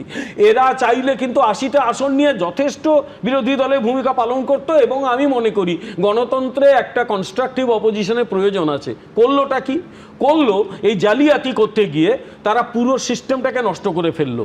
নৈতিকতার দিক দিয়ে আমি একটা কথা বলি, ভারতীয় সাংবিধানিক ব্যবস্থায় স্পিকার কিন্তু অত্যন্ত গুরুত্বপূর্ণ এবং মর্যাদা সম্পন্ন পদ। এটা বিধানসভার মধ্যে কিংবা লোকসভার মধ্যে যে রেসপেক্টিভ স্পিকার, তারা প্রধানমন্ত্রী বা মুখ্যমন্ত্রীর কথা মানতেও বাধ্য নন, কিন্তু তার নিজের মতো তিনি নির্দেশ দেন। প্রয়োজনে তিনি শাসক দলের লোককেও বার করে দিতে পারেন বিধানসভা থেকে। কতবার হাসিম আব্দুল হালিম কতবার করেছে, সেই ক্ষমতা তার কিন্তু রয়েছে। আর নৈতিক যে জায়গাটা, সেটা হচ্ছে এইরকম একটা মর্যাদা সম্পন্ন যে পজিশন, তাকে এইভাবে জালিয়াতির মধ্যে নিয়ে চলে আসা, জাল করে সই পাঠিয়ে দেওয়া, তৃণমূলের বোঝা উচিত ছিল যে এটা কিন্তু আর 2021 সাল নয়, এটা 2026, ওরা কিন্তু হেরে গেছে। আসলে ব্যাপারটা অন্য জায়গা, আমরা সেই জায়গায় দেখছি না। তৃণমূলের এদের পিসি ভাইপোর সবই তো গেছে, ওদের ভয় অন্য জায়গায়। 1600 কোটি টাকা, 1600 কোটি টাকাটা আমার লাগবে, ওইটা যদি ওরা নিয়ে নেয় তাহলে পিসি ভাইপোর একেবারে ভিক্ষা করতে হবে। এই যে কংগ্রেসের কাছে যাচ্ছে কেন, দেখো কংগ্রেস এখন ওই জমিদারদের, আপনি বলছেন যে দল অটুট রাখা নয়, ফান্ডটাকে অটুট রাখা, আমি তো তাই মনে করি মূল উদ্দেশ্য একদম। তার কারণ এরা কংগ্রেসের হাতে পায়ে ধরছে কেন? আচ্ছা কংগ্রেস কি করবে? কংগ্রেস তো ওই জমিদার যার তাল পুকুরে ঘটি রবে না, তবু তার হাতে ঘটিটা রয়েছে। এদের হাতে না ঘটি জল খাওয়ার, না বাটি ভিক্ষে করার। এরা ভয় পেয়ে গেছে যে এই সব যাবে, পুরো টাকাটা যদি এরা নিয়ে চলে যায় তাহলে আমার থাকবে কি? আমার তো অবস্থা খুব খারাপ হয়ে যাবে। আমি শেষ করে নিই, জাস্ট একটা দুটো লাইনে শেষ করব। এদের লক্ষ্য একটাই, যেভাবেই হোক যদি বিধানসভায় বিরোধী দলনেতাকে স্পিকার মেনে নেন তাহলে একটা টেম্পোরারি আমি রিলিফ পেয়ে গেলাম। 1600 বা 1800 কোটি টাকা কিছু একটা রয়েছে, সেগুলো আমার কবজায় এলো এবং আস্তে আস্তে আমি সেগুলোকে সরাতে শুরু করব।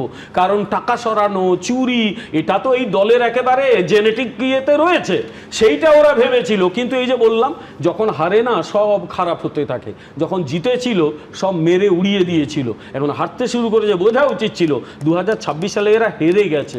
মানুষ এদের ঘৃণা করছে, রাস্তায় বেরোলে একেবারে যেন প্রফিটিং ভয়েস আসছে এই চোর। ফলে কোনো রাজনীতিবিদকে এরকম চোর অন্তত গোটা ভূভারতে আমি দেখিনি কোথাও। ফলে এরা রাজনীতিটাকে নষ্ট করেছে, রাজনীতির পরিবেশটাকে নষ্ট করেছে, স্পিকারের যে পদ তার গৌরবকে নষ্ট করেছে। গোটাটাই কিন্তু এই তৃণমূল কংগ্রেস, আমি মনে করি আমাদের পশ্চিমবঙ্গ রাজনীতিকে একটা লজ্জা উপহার দিয়েছে। উত্তরটা বলি, বিমলদা অজান্তে আসল কথাটা বলে ফেলেছে। ওই মধু ভাণ্ড, ওই টাকাটার লক্ষ্যে এখানে বিজেপি যে অপারেশন লোটাস এখন আর প্রকাশটাই করছে, আসলে ওই টাকাটা কবজা করাটা বিজেপির নয় না ভাই, পার্টি ফান্ডের টাকা।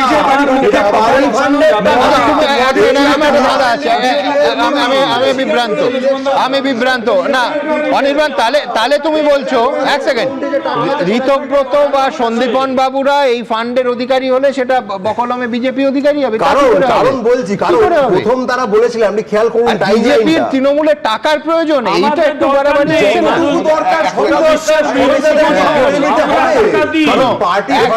একটা কথা আমার সঞ্চালক হিসেবে বলতে হবে, আমরা যে দুটো দলকে নিয়ে এই তর্কটা জমেছে তাদের একজন হচ্ছে জাতীয় ক্ষেত্রে এই যে ফান্ডটা, এটা তো শুধু নির্বাচনী ফান্ডের কথা হচ্ছে, ইলেকট্রাল বন্ড, সেই ইলেকট্রাল বন্ডের জাতীয় ক্ষেত্রে হাইয়েস্ট গেইনার হচ্ছে বিজেপি।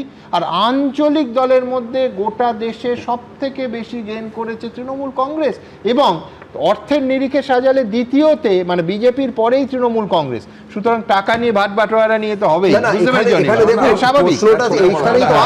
তার মানে ঘুরপথে ঋতব্রতদের দিয়ে এই টাকাটাকে দখল করতে হবে। আজকে ঋতব্রত বন্দ্যোপাধ্যায়রা বলছেন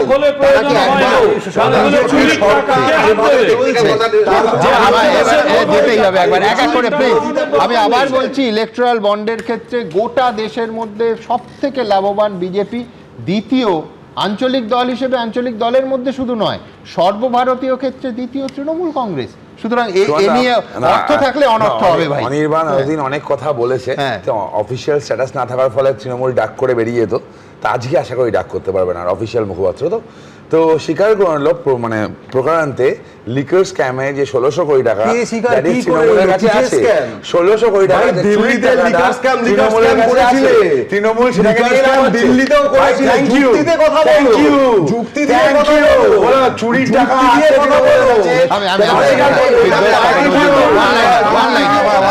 আমি একটা কথা বলি, যেটা নজরুল বাবু বললেন না, যে ওই অরিজিনাল কপি না থাকলে, যেমন ধরুন অরিজিনাল ওএমআর শিট না থাকলেও মিরর ইমেজ কনসেপ্ট, এখন নতুন যে ফরেন্সিকে, তাতে মিরর ইমেজ কনসেপ্টে ওই জন্যই অভিষেক ব্যানার্জিকে ডাকছে। কেন ডাকছে? তার কারণ সে সার্টিফাই করবে যে ওটা মিরর ইমেজ ছিল কি ছিল না। যদি নাও পাওয়া যায়, তর্কের কাছে ধরা গেল যে ওই কপিটা পাওয়া গেল না, ছুঁড়ে ফেলে দিয়েছে, ধ্বংস করে দিয়েছে,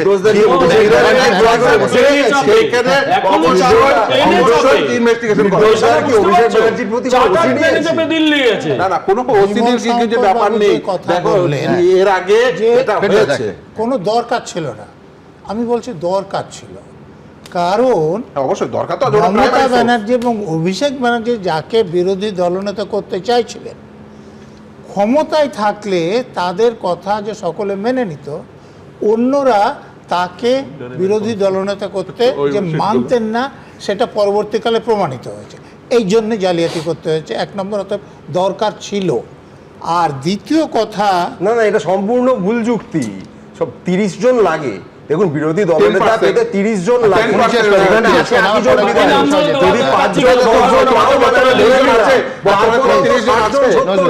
বর্তমানে তোমার 30 জন আছে।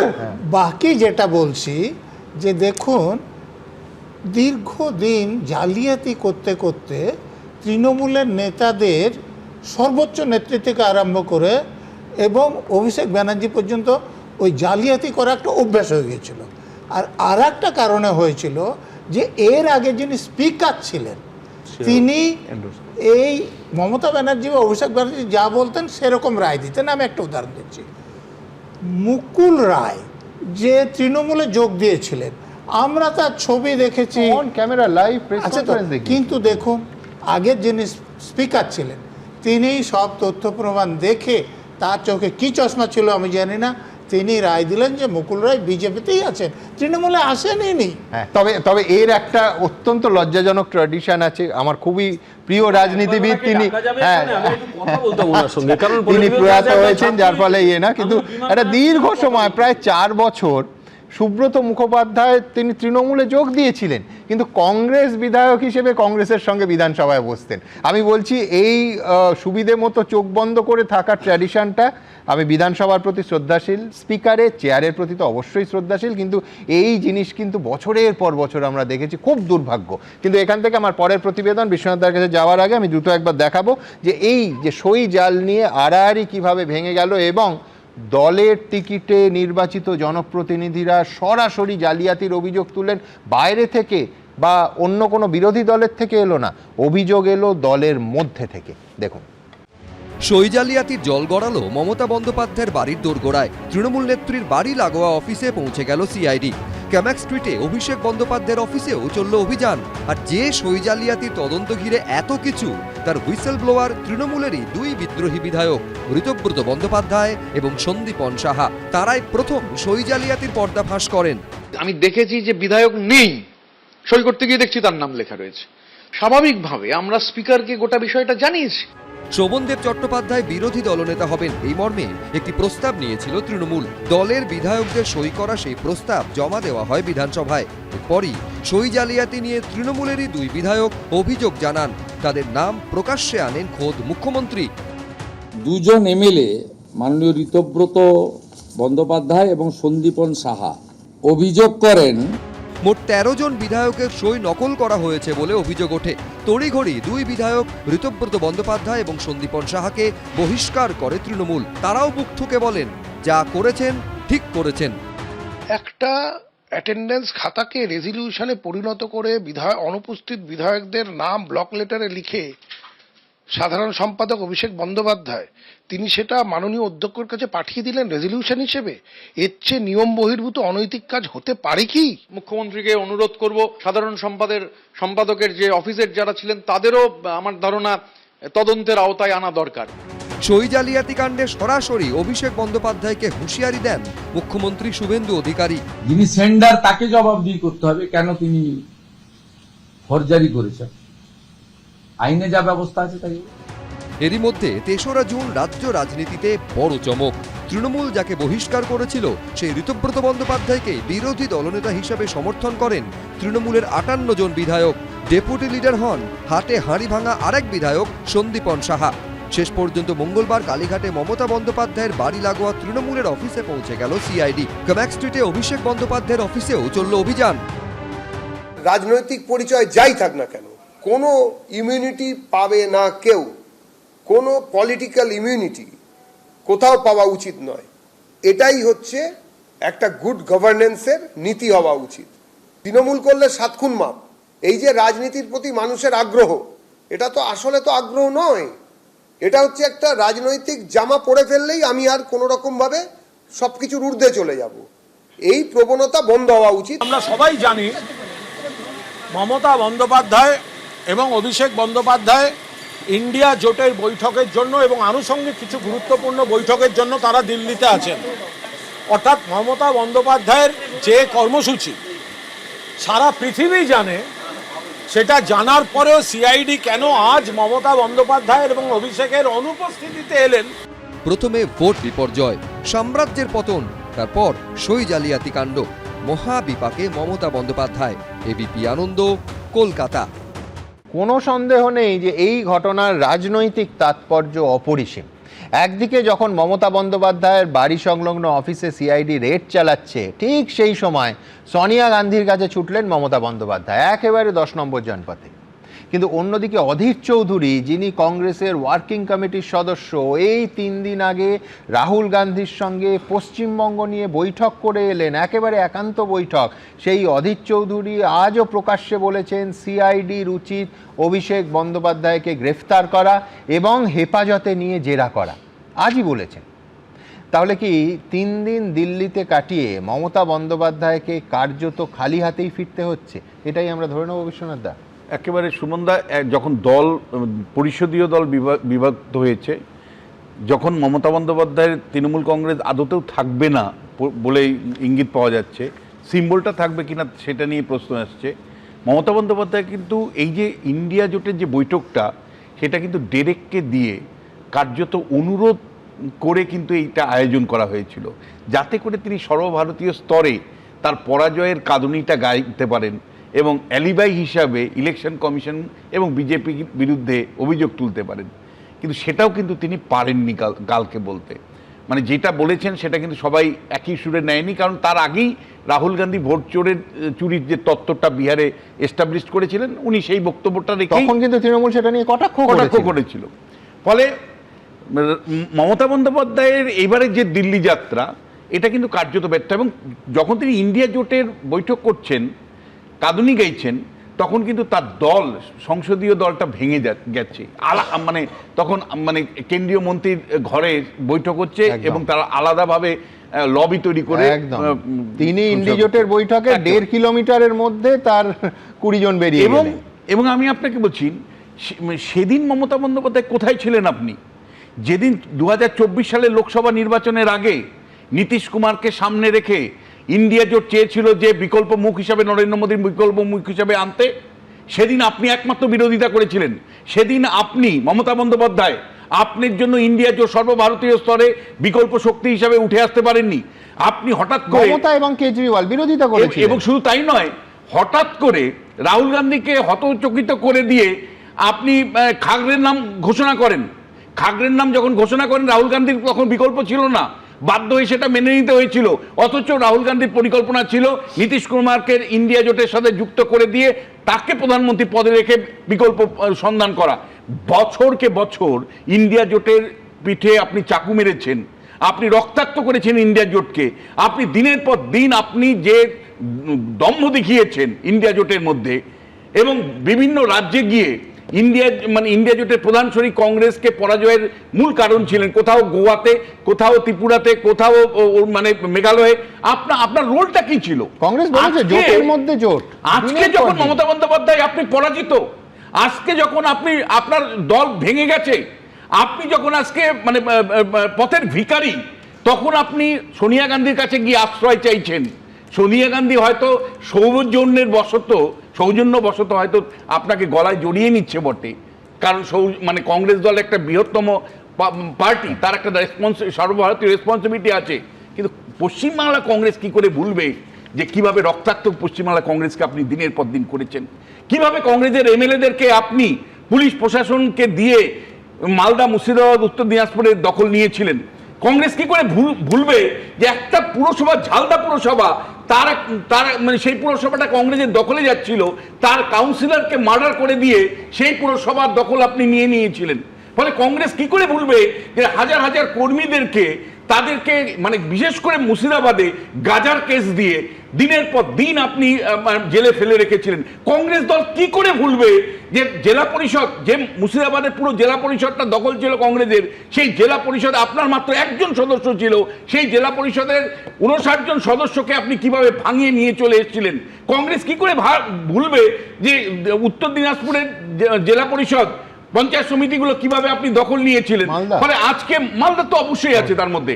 ফলে আজকে শুধু তাই নয় সুমনদা, একজন এমএলএ জিতেছিল সাগরদিঘির থেকে, বাইরন বিশ্বাস, সে ব্যবসার সাথে যুক্ত, তাকে ভয় দেখিয়ে সন্তুষ্ট করে কিভাবে অভিষেক বন্দ্যোপাধ্যায় তার দলের শিবিরে পতাকা ধরিয়েছিল তৃণমূল কংগ্রেস। আজকে কংগ্রেস সেটা কি ভুলে যাবে? ফলে অধীর চৌধুরী প্রশ্ন তুলছেন। মমতা বন্দ্যোপাধ্যায় কিন্তু আমি বলছি যে সর্বভারতীয় স্তরে দুদিন কাটানোর পরেও সামান্যতম তিনি কিন্তু মানে শ্বাস নেওয়ার জায়গা তৈরি করতে পারেননি। আর রাজ্য কংগ্রেস তো মেনেই নিবে না। আমি আপনাকে বলছি, যদি অভিষেক বন্দ্যোপাধ্যায়ের যদি কোনো কিন্তু না থাকতো, আপনি সিআইডি তদন্ত সম্মুখীন হন। আপনি আপনার বিরুদ্ধে সরাসরি অভিযোগ কি যে এই মানে সই জালিয়াতির সাথে আপনি যুক্ত। ফলে সই জালিয়াতি যদি আপনি না করে থাকেন, এত কথা বলার কি আছে? আপনি সিআইডির সামনে সম্মুখীন হন। আপনি কেন সময় কিনছেন? আপনি কেন আদালতে আদালতে ঘুরছেন? আপনি কেন একটা রক্ষা কবচের জন্য মানে প্রাণপাত করছেন? আপনি সিআইডির সামনে যুক্ত মানে সম্মুখীন হন, কিন্তু পারবেন না। আমি আপনাকে সম্বন্ধে দুটো জিনিস বলতে চাই। একটা হলো, এতদিন সিবিআই ইডি তার বিরুদ্ধে যে তদন্ত, কয়লা থেকে শুরু করে মানে শিক্ষক দুর্নীতি যে তার বিরুদ্ধে অভিযোগ ছিল, সেগুলো কিন্তু রাজ্য সরকার পশ্চিমবাংলায় ছিল। সেই রাজ্য সরকারের সিআইডি বলুন, পুলিশ বলুন, বাধা হয়ে দাঁড়িয়েছিল। তারা তদন্তটাকে এগিয়ে নিয়ে যেতে পারেনি। আজকে কিন্তু সিবিআই এবং ইডি তারা রাজ্যে একটা কমফোর্টেবল সরকার আছে, সহযোগিতা করবে। ইতিমধ্যেই রাজ্য সরকার সিদ্ধান্ত নিয়েছে যে সিবিআই তদন্তের জন্য কোনো রকম রাজ্য সরকারের পরামর্শ লাগবে না, পারমিশন লাগবে না, স্বতঃপ্রণোদিতভাবে তারা এই ধরনের তদন্ত চালাতে পারবে। ফলে একটা সহায়ক রাজ্য সরকারে সিআইডি এবং ইডির মামলাগুলো আমি যতটুকু খোঁজ রাখি যে ইতিমধ্যেই কিন্তু অভিষেক বন্দ্যোপাধ্যায়কে ঘেরাও করছে। এইবার ফর্জারি মামলায়, অর্থাৎ সই ফর্জারির মামলাতে যদি অভিষেক বন্দ্যোপাধ্যায় মনে করেন যে দিল্লিতে পালিয়ে পালিয়ে বেড়াবেন, আমার মনে হয় না যে সেখানে কিন্তু তিনি রেয়াত পাবেন। তিনি যদি মানে সত্যি তার যদি সপক্ষে যুক্তি থাকে, তার সিআইডি তদন্তের সম্মুখীন হওয়া উচিত, পরিষ্কার তার আত্মপক্ষ সমর্থন করা উচিত। না হলে কিন্তু যেভাবে সিআইডি তদন্তটা এগোচ্ছে, আমার ধারণা যে অভিষেক বন্দ্যোপাধ্যায় জেলে যাওয়াটা এখন সময়ের অপেক্ষা। আমি এখান থেকে নিঃসন্দেহে আমার পরের বিষয় যাব, যেতেই হবে তার কারণ অত্যন্ত গুরুত্বপূর্ণ। তার কারণ এমন একটা অভিযোগ যেটা পশ্চিমবঙ্গে কান পাতলেই দিনের পর দিন গত 15 বছরে শোনা গেছে।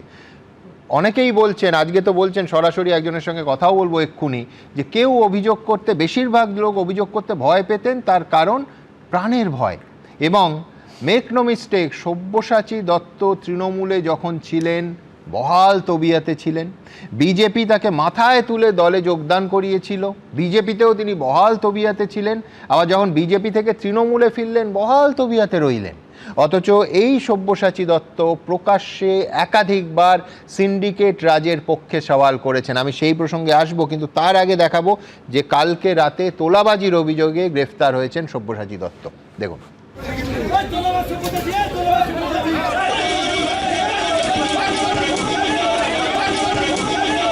কেউ মারা যায়, ডেথ সার্টিফিকেট নিতে গেলে তাকে তোলা দিতে হয়, এত ছেঁচড়া জীবনভর যেন জেলে থাকে।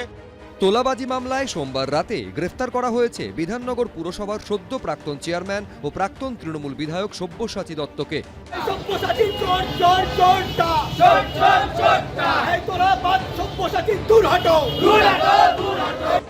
আর মঙ্গলবার দফায় দফায় তার বিরুদ্ধে এভাবেই আছড়ে পড়ল ক্ষোভ, বিক্ষোভ, রোষ।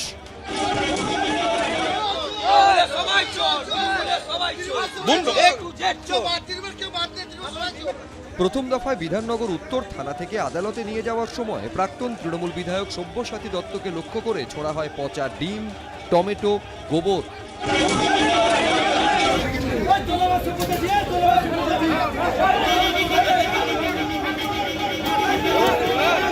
পুলিশ যখন সব্যসাচী দত্তকে নিয়ে যাচ্ছে তখন গোবর এবং তার সাথে ডিম এবং পচা ডিম এবং আমরা দেখছি যে টমেটো ছোড়া হলো। একেবারে বিধাননগর নর্থ থানার সামনে ছবি আমরা দেখছি, সরাসরি চোর চোর স্লোগান। টিমটা মেরেছিলাম কিন্তু গায়ে লাগেনি, আরেকটা নিয়ে একজনের কাছে নিলাম মারো বলে। এর মধ্যে তো তোলাবাজির লোক এরকম নেই আমাদের বিধাননগরের মধ্যে। তো আমাদের 21-এ এমন করেছে সব প্রত্যেকটা বাড়িতে ঘরছাড়া করে দিয়েছে, আর এখন সব ভালো সেজেছে এখন। সন্ধেয় আদালত থেকে বেরোনোর সময় সদ্য বারাসাত থেকে পরাজিত তৃণমূল প্রার্থীকে লক্ষ্য করে ছোড়া হলো পচা কলা আর ডিম। ওর প্রোটিন পুরো বাড়ি দিয়েছে, ডিম কলা পুরো মাখিয়ে খাই দিয়েছে আমি। ব্যবসায়ী মধুসূদন চক্রবর্তীর অভিযোগ, শুধুমাত্র তার কাছ থেকে 1 কোটি টাকারও বেশি তোলাবাজি করেছেন সব্যসাচী দত্ত। হ্যাঁ, সব্যসাচী দত্ত। হ্যাঁ দাদা বলুন। এটা যেন ফেল না হয়, ফেল হলে কিন্তু দেখবেন আমার চেয়ে বড় খারাপ কেউ হবেন আপনার কাছে, আমি বলে দিলাম। দাদা আমি আপনাকে বলছি তো দাদা, করে দেবো। সেই পুরনো মামলায় সোমবার দফায় দফায় জিজ্ঞাসাবাদের পর বিধাননগরের দাপুটে তৃণমূল নেতাকে গ্রেফতার করে পুলিশ। দেখুন কি করেছে বিধাননগরে সব্যসাচী দত্ত। তার একটা ওয়ার্ড অফিস দেখুন, 5 স্টার হোটেলকে হার মানায়, তার কত রোজগার, সব তোলা। কত টাকা আপনার থেকে এক্সটর্শন করেছে? 1 কোটি 2.5 লক্ষ টাকার মতো। প্রথমে 2.5 লাখ টাকা, তারপরে 1 কোটি টাকা। যে কোনো সময় আমাকে মেরে ফেলতে হয়তো, আমি বেঁচে আছি কি করে আমি জানি না। না দিলে প্রাণে মেরে ফেলবে, আমাকে পরিবারকে শেষ করে ফেলবে। 1 টাকা যদি আমাকে কোনোদিন দিয়ে থাকে, প্রমাণ করতে পারে, আমাকে ফাঁসি কাটে দিয়ে দিক, আমি রাজি আছি। পুরোটাই ফলস, ফেব্রিকেটেড। ধৃত তৃণমূল নেতাকে তীব্র নিশানা করেছে বিজেপি। দুর্নীতির এক একটা করে স্তম্ভ, বিধাননগরের সব থেকে বড় স্তম্ভ দুর্নীতির এবং ঔদ্ধত্যের স্তম্ভ। এখন যুদ্ধকালীন তৎপরতায় একের পর এক দুর্নীতিগ্রস্ত তৃণমূলের তোলাবাজিরা ধরা পড়ছে। ধৃত তৃণমূল নেতা সব্যসাচী দত্তর 8 দিনের পুলিশ হেফাজতে নির্দেশ দিয়েছে আদালত। আবির দত্ত, ময়ূখ ঠাকুর চক্রবর্তী, সৌমিত্র রায়, এবিপি আনন্দ। আমি সরাসরি কথা বলবো ব্যবসায়ী মধুসূদন চক্রবর্তী, যার অভিযোগের ভিত্তিতে সব্যসাচী দত্তকে গ্রেফতার করা হয়েছে, তার সঙ্গে। আমার প্রথম প্রশ্ন থাকবে, সেটা হচ্ছে 2018 সালে এই ঘটনা যেটা আপনি অভিযোগ করেছেন, এটা 2026। তো এর মধ্যেখানে কমপ্লেন করার বা পুলিশে যাওয়ার, পুলিশকে জানানোর কোনো চেষ্টা করেছিলেন? নমস্কার সুমন বাবু। আমি 2018 সালে আমার এই ঘটনা ঘটার পর 12ই ফেব্রুয়ারি 2018 ক্যালকাটা প্রেস ক্লাবে আমি একটা প্রেস মিট করি। সেটা আপনারা ওই দিন নিজেরা আপনাদের আর্কাইভে দেখতে পাবেন। আচ্ছা। এবং তারপর আমি পুলিশ মহলে অনেক দৌড়াদৌড়ি করেছি, কেউ আমার কথা শোনেনি। আমি অনেক দৌড়েছি, কোনো রকম কিছু পাইনি। আমি আমার সবসময় জীবন সংশয় নিয়ে আমি দিন কাটাচ্ছিলাম। আজকে 4 মে 2026 নির্বাচনের পরে মাননীয় শুভেন্দু অধিকারী মুখ্যমন্ত্রী মহাশয়ের কাছে আমার প্রণাম, যে জনতার দরবার যে সুযোগটা করে দিয়েছে। আজ আমি থানায় গিয়ে নিজের ঘটনার কথা প্রকাশ করলাম। আমাকে পুলিশ প্রশাসন যথেষ্ট সহযোগিতা করলো। তারা আমার সব পুরনো ঘটনাগুলো সব শুনলো। শোনার পরে তথ্য দেখে আমার এফআইআর তারা করলো। তো এটাই আমার বলার আছে। হ্যাঁ, অথচ কি বিস্ময় দেখুন, এই পুলিশই এত বছর, মানে ধরুন 2018 থেকে 2026 অবধি আপনি যেটা বলছেন, কার্যত আপনাকে ঘুরিয়েছিল, কমপ্লেনও নেয়নি।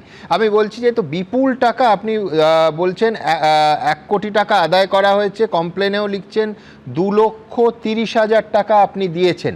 আমি বলছি ঠিক কিভাবে চাপ আসতো, কি বলা হতো আপনাকে? এই তো মানে আমি বলছি যে মুম্বাইতে শুনেছি আমরা যে এক্সটর্শনের ইয়েটা থাকে, যে প্রোটেকশন মানি, কোট আনকোট পরিভাষা। তো এই ক্ষেত্রে মানে ঠিক কি বলা হতো, কেন আপনি এই বিপুল টাকা দিতে বাধ্য হলেন? সুমনবাবু, আমি ওনার কাছে, উনি আমাদের বিধাননগরের মেয়র ছিলেন 2018 এবং নিউ টাউনের বিধায়ক ছিলেন। উনি সুপ্রিম পাওয়ার বিধাননগরের। আমি ওনাকে সেভাবে চিনতামও না। আমি একদিন কোনো কারণে ওনার একটা ফোন পেলাম, সেটা হচ্ছে 2রা ফেব্রুয়ারি 2018, ফার্স্ট ফোন 10:30টার সময়। আমি সব্যসাচী দত্ত বলছি, মেয়র। তা আমি তার কথা শুনলাম। শোনার পরে প্রথম তার বিদ্যুৎ গাঙ্গুলি বলে একটা লোককে বলল 2,30,000 টাকা দেওয়ার জন্য, তার ত্রিপুরায় একটা কোনো নির্বাচনের কাজ আছে। আচ্ছা। আমি বললাম, দাদা আমি এটা পারবো, আমি দিলাম। তার 2 দিন পর 6 তারিখে ওনার ফোন এলো, আমি সব্যসাচী দত্ত বলছি, আপনাকে 1 কোটি টাকা পেমেন্ট দিতে হবে। আপনি আমার টাকাটার ব্যবস্থা করুন। আমি বললাম দাদা আমি সোনা দানা বেচে আমি কোথা থেকে আমি এত টাকা পাবো, আমি একটা সাধারণ ব্যবসায়ী।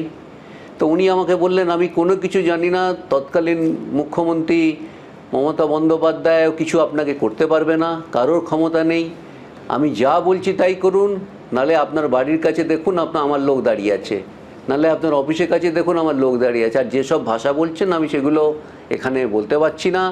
যেভাবে আমার জীবনে যা মানে উনি আমাকে গান পয়েন্টে রেখে উনি আমার ওপরে সেই ভয়েসগুলো আমি দিয়েছিলাম, মানে আমার ভোডাফোনে যে ভয়েসগুলো হয়েছিল তার কথোপকথনগুলো, কিন্তু কোর্টেও কোনো সাড়া পাইনি যে এই রেকর্ডগুলো যে উনার এটা প্রমাণ করার জন্য, তাও আমি পাইনি। আশা করি এখন আমি প্রমাণ করতে পারবো যে সব্যসাচী দত্ত আমার ওপরে প্রাণনাশের হুমকি, জুলুম, আমার কাছ থেকে টাকা নিয়েছে। উনি আজকে বললেন না যে উনি 1 টাকা নেয়নি, ফাঁসি কাটে ঝুলবেন।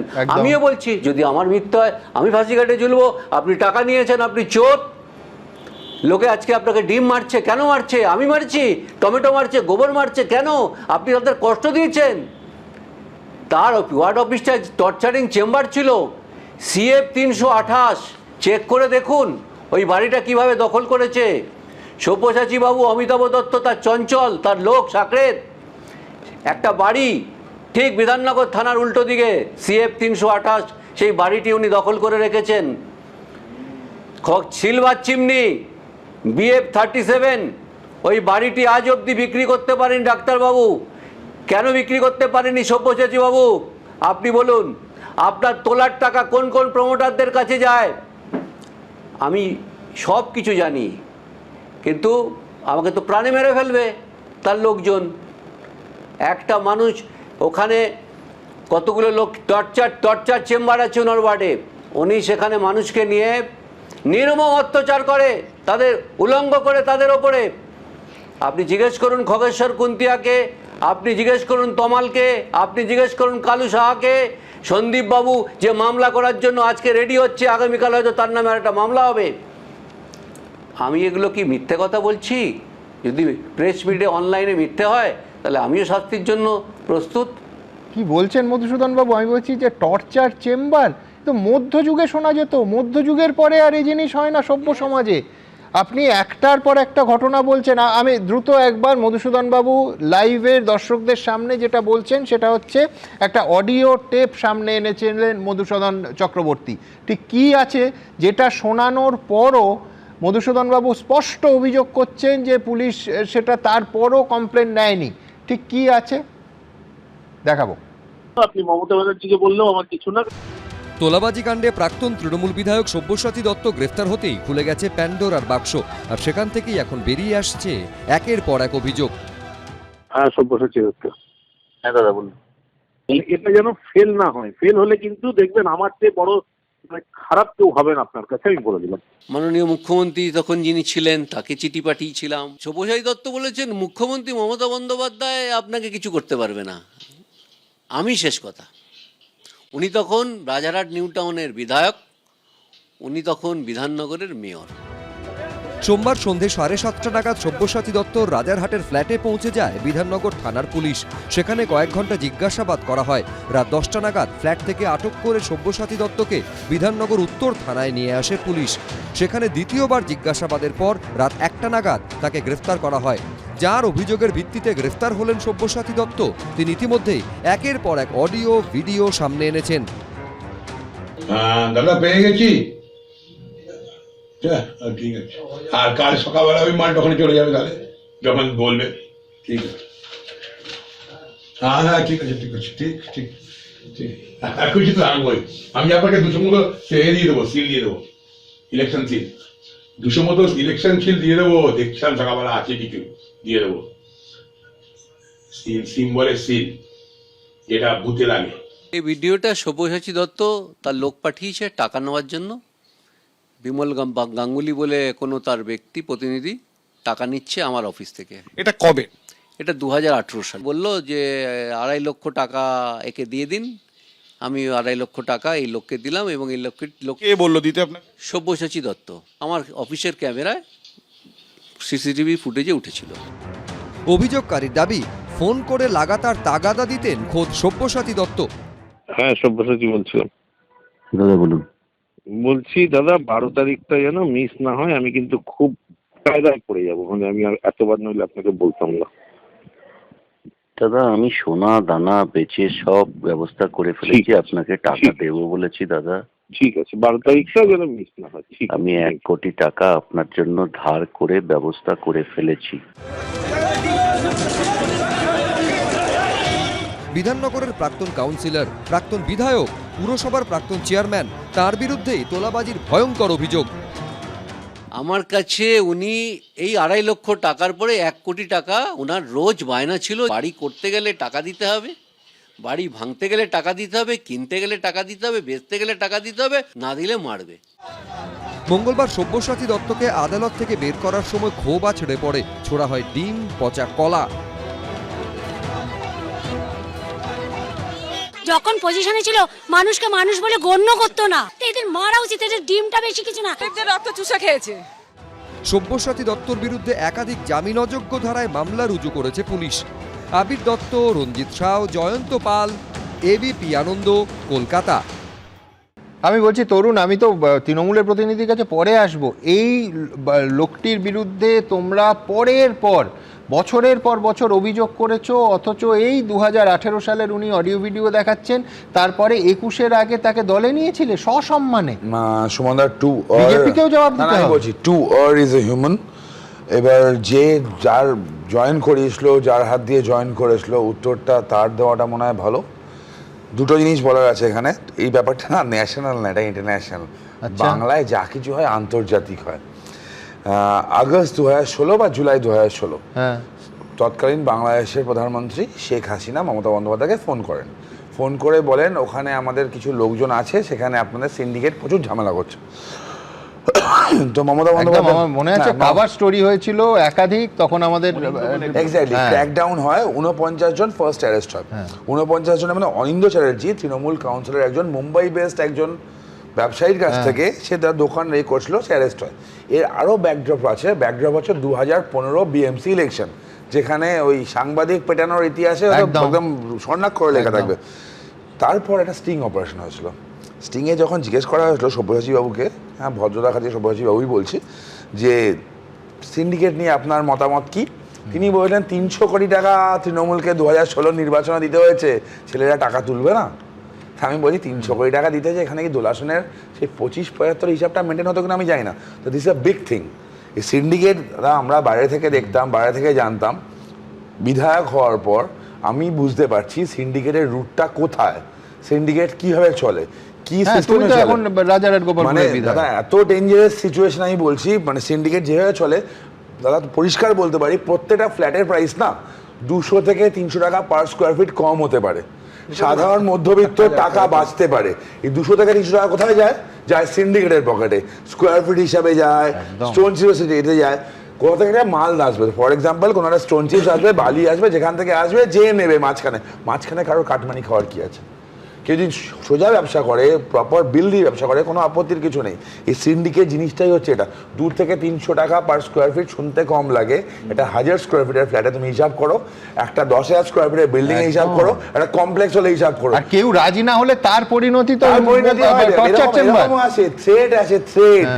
যে কেউ সৎ যদি হতে চায়, ঠিকঠাক থাকতে চায়, তার লাইফ হেল হয়ে যায়। একটা তৃণমূল কাউন্সিলর আপাতত জেলে আছে, আর একটা তো পালিয়ে বেড়াচ্ছে, ছেড়ে দাও। দেবরাজকে খুঁজে পাওয়া যাচ্ছে না কোথায় আছে।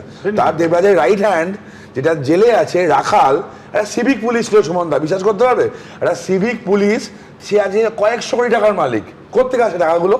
মানুষের রক্ত চোষা টাকা। এরা কেউ, আমি বলি, যেমন তুমি চাষ করবে তেমন ফল পাবে। তুমি কাঁটা গাছ লাগিয়েছো, কাঁটাই খাবে, তাই খাচ্ছে। সেই সব্যসাচী দত্তকে তোমরা ওইভাবে নিয়েছিলে। এখন যে নিয়েছিল সেও তো বিজেপির ব্যানারেই নিয়েছিল, বাইরে থেকে তো নয়। ভাবছিলাম যে নিয়েছিল সে বোধহয় তৃণমূল বিজেপির কোন নেতা।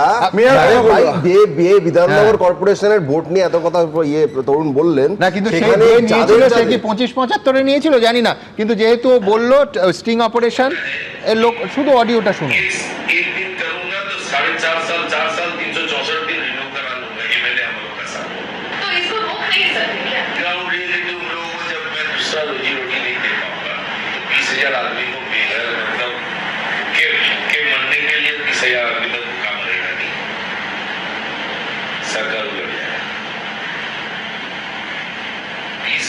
সিন্ডিকেটকে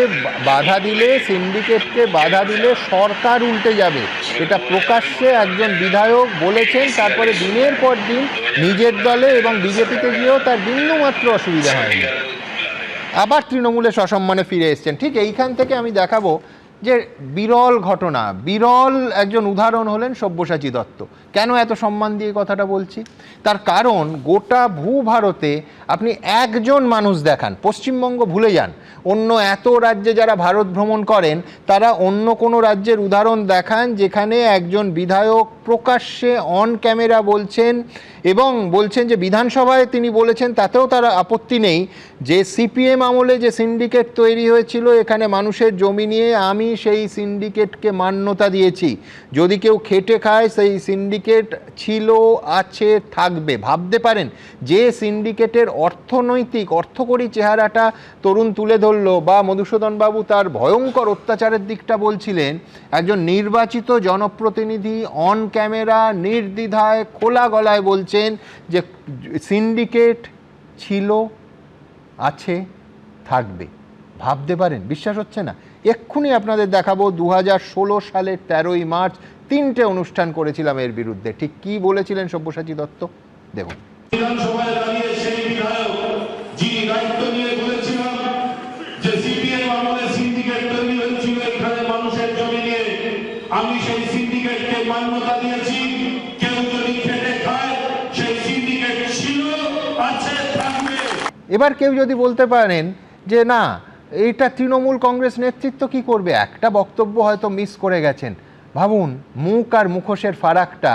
মমতা বন্দ্যোপাধ্যায় 2015-র 21শে জুলাই এবং এই বক্তব্যের আগে পরে বলে গেছেন যে সিন্ডিকেট করলে নাকি তৃণমূল কংগ্রেস করা যাবে না, আর তার বিধায়ক তার টিকিটে নির্বাচিত খোলা গলায় বলছেন সিন্ডিকেট ছিল, আছে, থাকবে।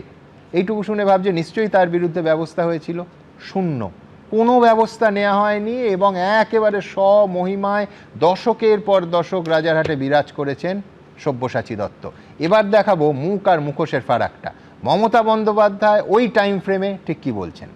যদি কেউ মনে করেন তার সিন্ডিকেট করতে হবে, you go out, I have no problem. Syndicate করুন, তৃণমূল কংগ্রেস করবেন না। নজরুলদা, মানে আমি বলছি দিনের পর দিন এই ভাঁওতাবাজি কোনো ব্যাখ্যা হতে পারে? ভাঁওতাবাজি। দেখুন, এই যে তৃণমূলের যারা নেতা মন্ত্রী ছিলেন, তা আমি যেহেতু সিপিএমের সঙ্গে আমার বিরোধ ছিল এবং সিপিএমের এমএলএ এবং এমপি ছেলেকে আমি অ্যারেস্ট করেছিলাম, তারা অনেকে আমার অফিসে যেতেন। তো তাদের একজন মন্ত্রী হওয়ার পর আমি বিকাশ ভবনে একটা কাজে গিয়েছিলাম, তো তিনি আমাকে নিয়ে তার ঘরে নিয়ে যান, তখন তিনি মন্ত্রী। তো তারপরে তিনি জিজ্ঞেস করেন যে মমতা ব্যানার্জি তো আপনাকে ফোন করে দিল্লিতে নিয়ে গিয়েছিলেন, তো মমতা ব্যানার্জির সঙ্গে আপনার বিরোধ হলো কেন? আমি তখন বললাম যে উনি নিজে তো ঘুষ আদায় করছিলেন, কিন্তু সেই ঘুষ আদায় করার জন্য আমার নাম ব্যবহার করছিলেন। তিনি কিন্তু এটা অস্বীকার করলেন না। তিনি বললেন যে দেখুন, পার্টি চালাতে গেলে তো টাকা লাগে। আমি বললাম টাকা লাগে, আপনি করুন, আমি অসৎ হব না। তিনি আর কোনো কথা বলতে পারেননি। অনির্বাণ, না, নজরুলদার ব্যক্তিগত কি অভিজ্ঞতার বিষয়ে তো বলতে পারবো না, তবে উনি বলে আমি বলছি যে তৃণমূল এই লোকটিকে যখন বিজেপিতে গেছিল তখন তৃণমূলের, আমি আর্কাইভ থেকে তোমায় দেখাতে পারি, একেবারে সিন্ডিকেট চালাতো, তোলাবাজ কি না বলেছে, আবার ফেরত আসার পরে স্বমহিমায় মুকুটহীন রাজা বিধাননগর নিউ টাউনে। তৃণমূলের রাজনৈতিক অন্যায় হয়ে থাকলে আমি মেনে নিলাম, কিন্তু আপনি আমাকে বলুন, যদিও তরুণ আমি হয়তো বলে দেবে যে বলেছিল তাকে বলো, শ্রমিক ভট্টাচার্য তো প্রেস কনফারেন্স করে শুভেন্দু অধিকারীকে চোর বলেছিল, আজকে তো তাকেই মুখ্যমন্ত্রী করতে হয়েছে। আজকে তাহলে তরুণ বিধায়ক হিসেবে কি মুখ্যমন্ত্রীকে অস্বীকার করবে, তা বিজেপি নেতা হিসেবে রাজ্য সভাপতিকে অস্বীকার করবে? বলি তো ভাই, বলে আরে না না, প্রেস কনফারেন্স করে যে চোরটা বলেছিল কে ঠিক বলেছিল? মমতা বন্দ্যোপাধ্যায় কি করেছে? প্রেস কনফারেন্স করে শ্রমিক ভট্টাচার্য চোর বলেছিল কি বলেছিল? শ্রমিক ভট্টাচার্য চোর বলে কি বলেছিল? শ্রমিক ভট্টাচার্য চোর বলে ঠিক বলেছিল না? উইথ মাচ ফ্যানফেয়ার তৃণমূল বলেছিল আমরা এখানে ইনভেস্টমেন্ট আনবো। কেন ইনভেস্টমেন্ট আসেনি বোঝা যাচ্ছে? এই রকম তোলাবাজদের রাজত্বটা একদম ছোট ব্যবসায়ী, উনি খুব বিশাল টাটা বিড়লা ব্যবসায়ী নন, তার কাছ থেকে 1 কোটি টাকা চাঁদা চাওয়া হচ্ছে। আমি আরেকটা কথা বলি, 30 অক্টোবর 2021 হিন্দুস্তান টাইম পত্রিকা, Bengal form 6 Mamata Banerjee's intervention alleges kidnapping extortion.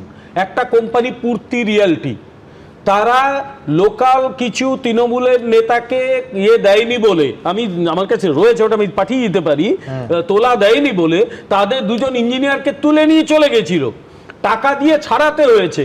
আচ্ছা, এরপরে পশ্চিমবাংলা ইনভেস্টমেন্ট হবে, মানে যারা ইনভেস্টমেন্ট করবে তাদের কি পাগলা কুকুর কামড়েছে নাকি? ফলে ইনভেস্টমেন্ট করতে গেলে যে ধরনের পরিবেশ লাগে, যে ধরনের আইন শৃঙ্খলা লাগে, সিপিএম এর আমলেও সেটা ছিল না। সিপিএম তার অতীত পাপের প্রায়শ্চিত্ত করেছিল, 67 থেকে 71 যা কাণ্ড করেছিল। আর তৃণমূল কংগ্রেস অনেক কথা দেওয়ার পরেও তার অনেক বেশি তোলাবাজি করেছিল, ফলে এখানে শিল্প হয়নি। আমি পরিস্থিতি না বদলালে শিল্প আসবে না। মধুসূদন বাবুর কাছে যাব একদম, আর সেদিকেও নজর থাকবে। আমি বলছি যে মধুসূদন চক্রবর্তীর কাছে আরেকবার যাবো। মধুসূদন বাবু, একটা কৌতূহলের প্রশ্ন। এক হচ্ছে যে আপনার টার্নওভার বলতে হবে না, কিন্তু কিসের ব্যবসা, এবং 2 হচ্ছে যে এই অডিও ভিডিও যেগুলো এখন আপনি সামনে আনলেন, এ তো আমি বলছি যে সাধারণভাবে পুলিশ এত গোছানো কেস পায় না। মানে আপনি এবং একদম ভয়েস টেস্ট করলে পরিষ্কার দুধ কা দুধ পানি কা পানি হয়ে যাওয়ার কথা। এত তথ্য প্রমাণ সত্ত্বেও প্রশাসন, এবং আপনি বললেন একাধিক জায়গায় ছুটে বেরিয়েছেন, কেউ সাড়া দেয়নি। তারপরেও এই সব দেখানোর পরেও, এই ঘটনা বলার পরেও কেউ সাড়া দিল না এত বছর।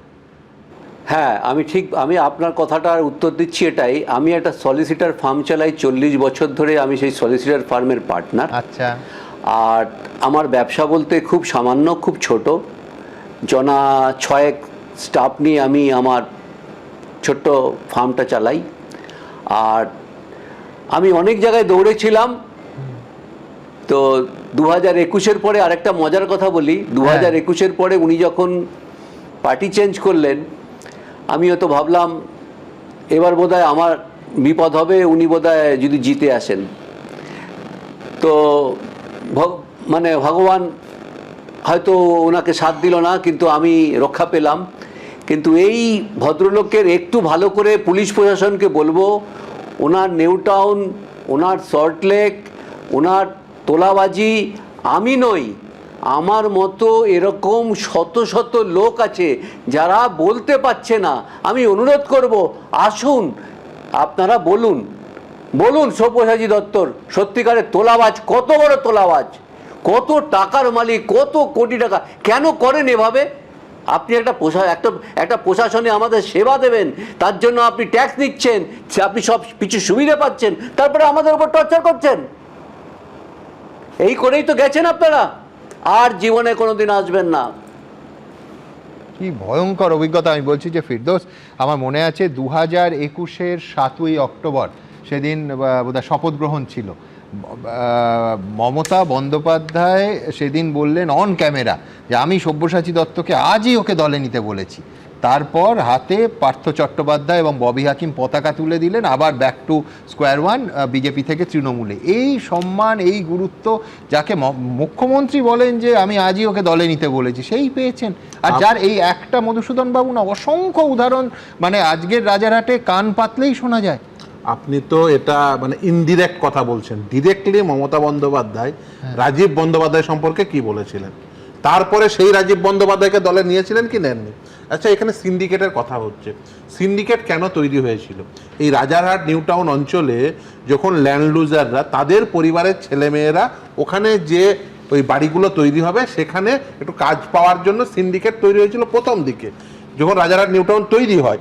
তারপরে সেই সিন্ডিকেটকে কিভাবে তৃণমূল কংগ্রেস ব্যবহার করে, একদম। কিন্তু আমি বলছি এই টাকার জোর আছে বলেই কি যে দলে সব্যসাচী বাবু গেছেন, সেটা তৃণমূল, সেটা বিজেপি, এই গুরুত্ব পেয়েছে। দেখুন, এই অঞ্চল, এই যে পয়সা দিতে পারবে নিউ টাউন রাজারহাট অঞ্চলে, বিশেষ করে যেহেতু এই জমিগুলো যেহেতু একেবারে প্রাইম ল্যান্ড, এবং কিভাবে বিশেষ করে আরেকটা ছিল ব্রাডা অঞ্চল, মানে নিউ টাউনের আশেপাশে ব্রাডা অঞ্চল, একদম এই ব্রাডা অঞ্চলে বিশেষ করে সেখানে এই যে নেতারা কিভাবে ব্যবহার করেছেন তাদের এই সিন্ডিকেটের বাহিনীকে, সেটা কিন্তু রাজারহাট অঞ্চলের মানুষ জানে। আর একটা কথা বলছিল না যে তরুণজ্যোতি, যে 200 থেকে 300 টাকা ডিফারেন্স হতো, আমাকে একজন বড় প্রমোটার এবং এই বড় এই যে হাউজিং সব এগুলো বাড়িগুলো বানায় আর কি, সে একজন এসে বলেছিল যদি তৃণমূল কংগ্রেস ক্ষমতায় না থাকতো তাহলে গোটা কলকাতা শহরে স্কয়ার ফিট প্রতি ফ্ল্যাটের মূল্য 1000 টাকা কম হতো।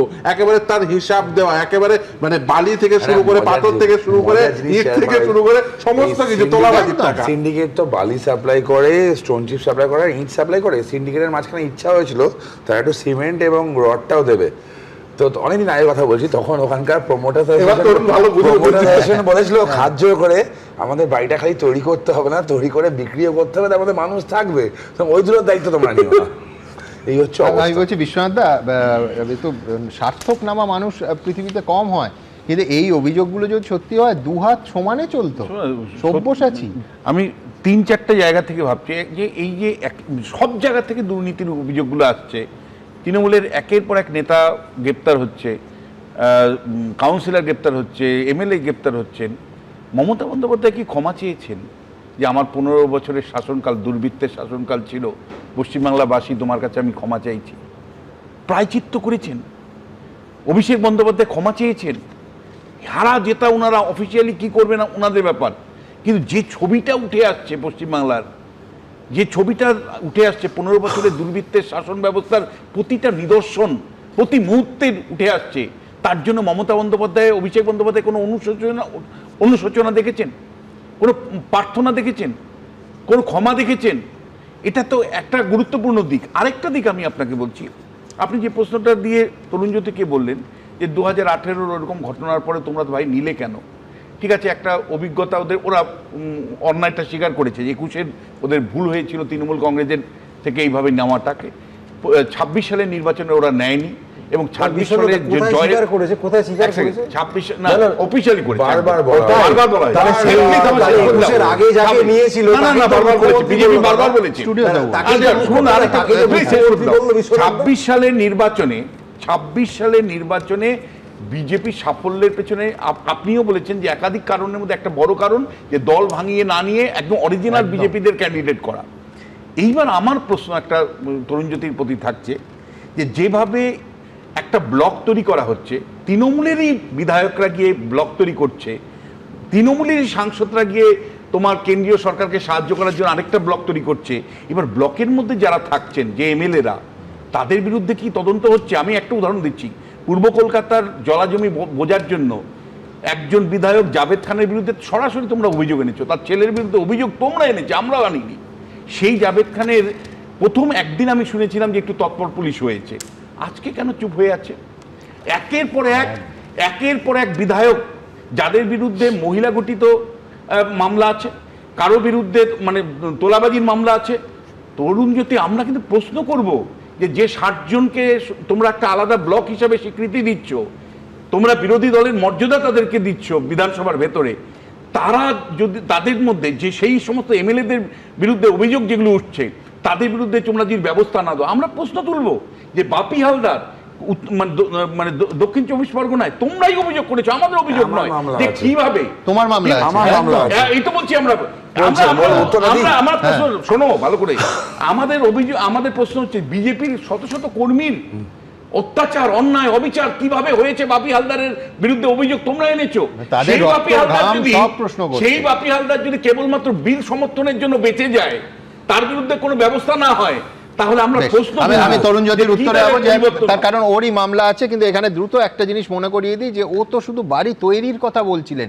এই কলকাতা শহরে উত্তর বলুন, দক্ষিণ বলুন, কলকাতা সংলগ্ন এলাকা বলুন, ভাড়া রঙের জন্য ভাড়া বাঁধলে অবধি তোলাবাজরা চলে আসে এবং একেবারে এলগিন রোড তার একটা আইকনিক উদাহরণ হয়ে গেছে, যেখানে এলগিন রোডে সুভাষবাবুর বাড়ি শুনে বলেছিল সুভাষদাকে ডেকে দিন, এবং এই 8টায় ঘণ্টাখানেক সঙ্গে সুমন অনুষ্ঠানে সরাসরি বলে এই অসাধারণ এবং দুর্ভাগ্যজনক গল্পটা বলেছিলেন। তখন জীবিত ছিলেন কৃষ্ণা বসু, শ্রদ্ধা কৃষ্ণা বসু। আমি বলছি ঠিক এই জায়গায় দাঁড়িয়ে এই সিন্ডিকেট রাজের অবসান কি আমরা দেখতে পাবো?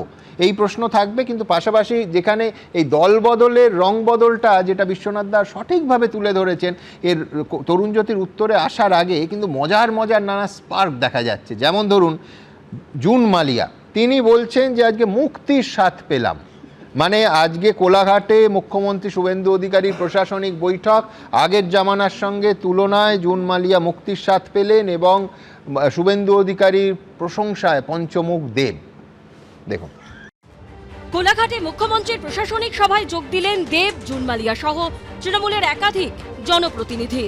এই দুজনই এখন বিদ্রোহী সাংসদের দলে। শুভেন্দুদা আমার অত্যন্ত প্রিয় একজন মানুষ, মেদিনীপুরের ছেলে, লড়াকু। সূত্রের খবর, শুভেন্দু অধিকারীর ডাকা বৈঠকে তৃণমূল সাংসদ জুন মালিয়া বলেন তিনি মন খুলে কথা বলার স্বাধীনতা পেয়েছেন। এবং একটা অপোজিশনের এমপি তো বলেই ফেললেন যে আপনারা আমাদের স্বাধীনতা দিয়েছেন কথা বলার আপনি, তাই আমি মন খুলে আজকে ডেভেলপমেন্ট ওরিয়েন্টেডই বলেছেন, খুব ভালো ভালো প্রপোজাল দিয়েছেন। মুখ্যমন্ত্রীর ডাকা প্রশাসনিক সভায় ঘাটালের তৃণমূল সাংসদ দেব, মেদিনীপুরের তৃণমূল সাংসদ জুন মালিয়া, খড়গপুর গ্রামীণের তৃণমূল বিধায়ক দীনেন রায়, কেশপুরের তৃণমূল বিধায়ক শিউলি সাহা। শুনেছেন প্রত্যেকটা প্রপোজাল, খুবই ভালো লাগলো। আগের মুখ্যমন্ত্রীও তো এইভাবে শুনতেন, একটা বলার পর সেকেন্ড বার বলার সুযোগ থাকতো না। একবার একটা প্রপোজাল দেওয়ার পর সেকেন্ড প্রপোজাল দিলে বলতে বস, আর বলতে হয় না। মন্ত্রিসভাতে আমাদের কোনো কথা শোনেননি, বলার সুযোগ ছিল। ঘাটাল মাস্টার প্ল্যান নিয়েও মুখ্যমন্ত্রী শুভেন্দু অধিকারী ও তৃণমূল সাংসদ দেবের সুর মিলে গেল। ঘাটালের এমপি তিনি একটা কথাই বলেছেন যে ঘাটাল মাস্টার প্ল্যান আমার কমিটমেন্ট ছিল। আমি ওনাকে বলেছি যে ঘাটাল মাস্টার প্ল্যান ইলেকশানে আমাদেরও কমিটমেন্ট ছিল, আমরা ওটা করব। এখানে ক্রেডিট ডিসক্রেডিট কে কার ক্রেডিট হবে সেটা বড় কথা নয়। এই লোকটা স্বপ্ন দেখিয়েছিল ঘাটাল মাস্টার প্ল্যান করবে, এবং সেই স্বপ্নটা নিয়ে আমি শুভেন্দুদার কাছে এসেছি। আমাদের এখনকার যিনি মুখ্যমন্ত্রী তিনি আমাকে কথা দিয়েছেন, ওনার হাত ধরে উনি সবাই সামনেও বললেন কি ঘাটাল মাস্টার প্ল্যানটা এই সরকার সেটা কমপ্লিট করবে। ভোটে ভরাডুবি হয়েছে, দল খান খান হয়ে গেছে। মমতা বন্দ্যোপাধ্যায় তৈরি করা দল আগামী দিনে তার কাছে থাকবে কিনা তা নিয়েই জোরালো প্রশ্ন উঠে গেছে। তৃণমূলের মাথার ছাদ নিয়েও এখন টানাটানি। কলকাতায় ইএম বাইপাসের ধারে অস্থায়ী তৃণমূল ভবন ফেরোচ্ছে পুলিশের দ্বারস্থ হয়েছে মালিক পক্ষ। দিল্লিতেও তৃণমূলের অফিস নিয়ে তৈরি হয়েছে সংকট। সংসদ থেকে ঢিল ছোড়া দূরত্বে পুরী রাজেন্দ্র প্রসাদ রোডের এই বাড়িটি তৃণমূল সাংসদ পার্থ ভৌমিকের। এতদিন এই বাড়িতেই ছিল দিল্লিতে তৃণমূলের অফিস, কিন্তু আদতে এই বাড়িটি সাংসদ হিসেবে পার্থ ভৌমিককে বরাদ্দ করা হয়েছিল। তিনি দলকে বাড়িটি পার্টি অফিস হিসেবে ব্যবহারের অনুমতি দিয়েছিলেন। কিন্তু পার্থ ভৌমিক এখন বিদ্রোহী সাংসদদের দলে, তারা বিজেপি জোটকে সমর্থন করবে বলে জানিয়েছিলেন। 20 নম্বর ডক্টর রাজেন্দ্র প্রসাদ রোড, নয়াদিল্লি।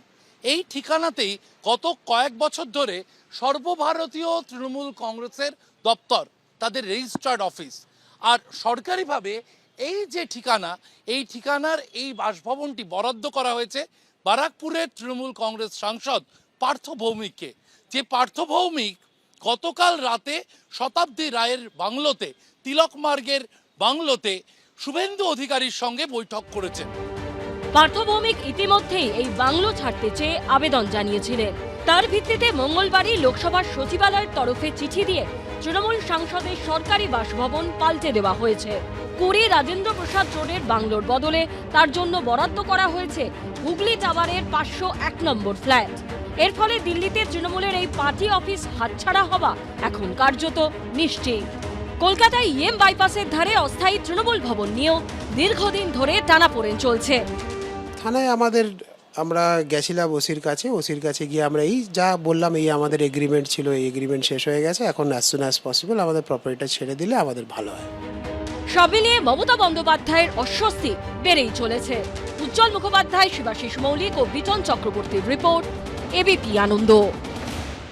আমি তরুণের কাছে আসবো, যে আশঙ্কা একটাই, সেটা হচ্ছে যারা এই মুহূর্তে বিজেপির দিকে ঝাঁপাচ্ছে সেই জনপ্রতিনিধিদের বিরুদ্ধে অভিযোগও ধামাচাপা পড়ে যাবে, আইনি ব্যবস্থাতে কিছু হবে না। একটা পরিষ্কার কথা মাননীয় মুখ্যমন্ত্রী শুভেন্দু অধিকারী মহাশয় বারবার বলেছেন যে রাজ্যে রুল অফ রুলার নয়, রুল অফ ল চলবে।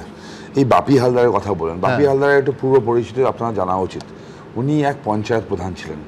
যখন পঞ্চায়েত প্রধান ছিলেন প্রচুর দুর্নীতি করেন, ফিনান্স কমিশনের টাকা নয়ছয় হয়েছিল, তার রিপোর্ট আছে। অনুপ কুমার মিস্ত্রি বলে এক লোক ছিল মথুরাপুরের এক গ্রাম পঞ্চায়েত, দেখো ওখানে তো বেশিরভাগ আমাদের টিকতে দেওয়া হতো না, মেরে মারা হতো, পিটানো হতো। সেই অনুপ কুমার মিস্ত্রি আমাদের এক পঞ্চায়েত প্রধান, সেটা মামলা করে বাপি হালদারের নামে। জাস্টিস অমৃতা সিনহার ঘরে মামলাটা চলছিল, আমি করছিলাম মামলাটা। প্রিলিমিনারি পুলিশকে বলা হয়, পুলিশ ইনভেস্টিগেশন শুরু করে, কেস রেজিস্টার করার জন্য কেস রেজিস্টার করতে বাধ্য হয় কোর্টের অর্ডারে।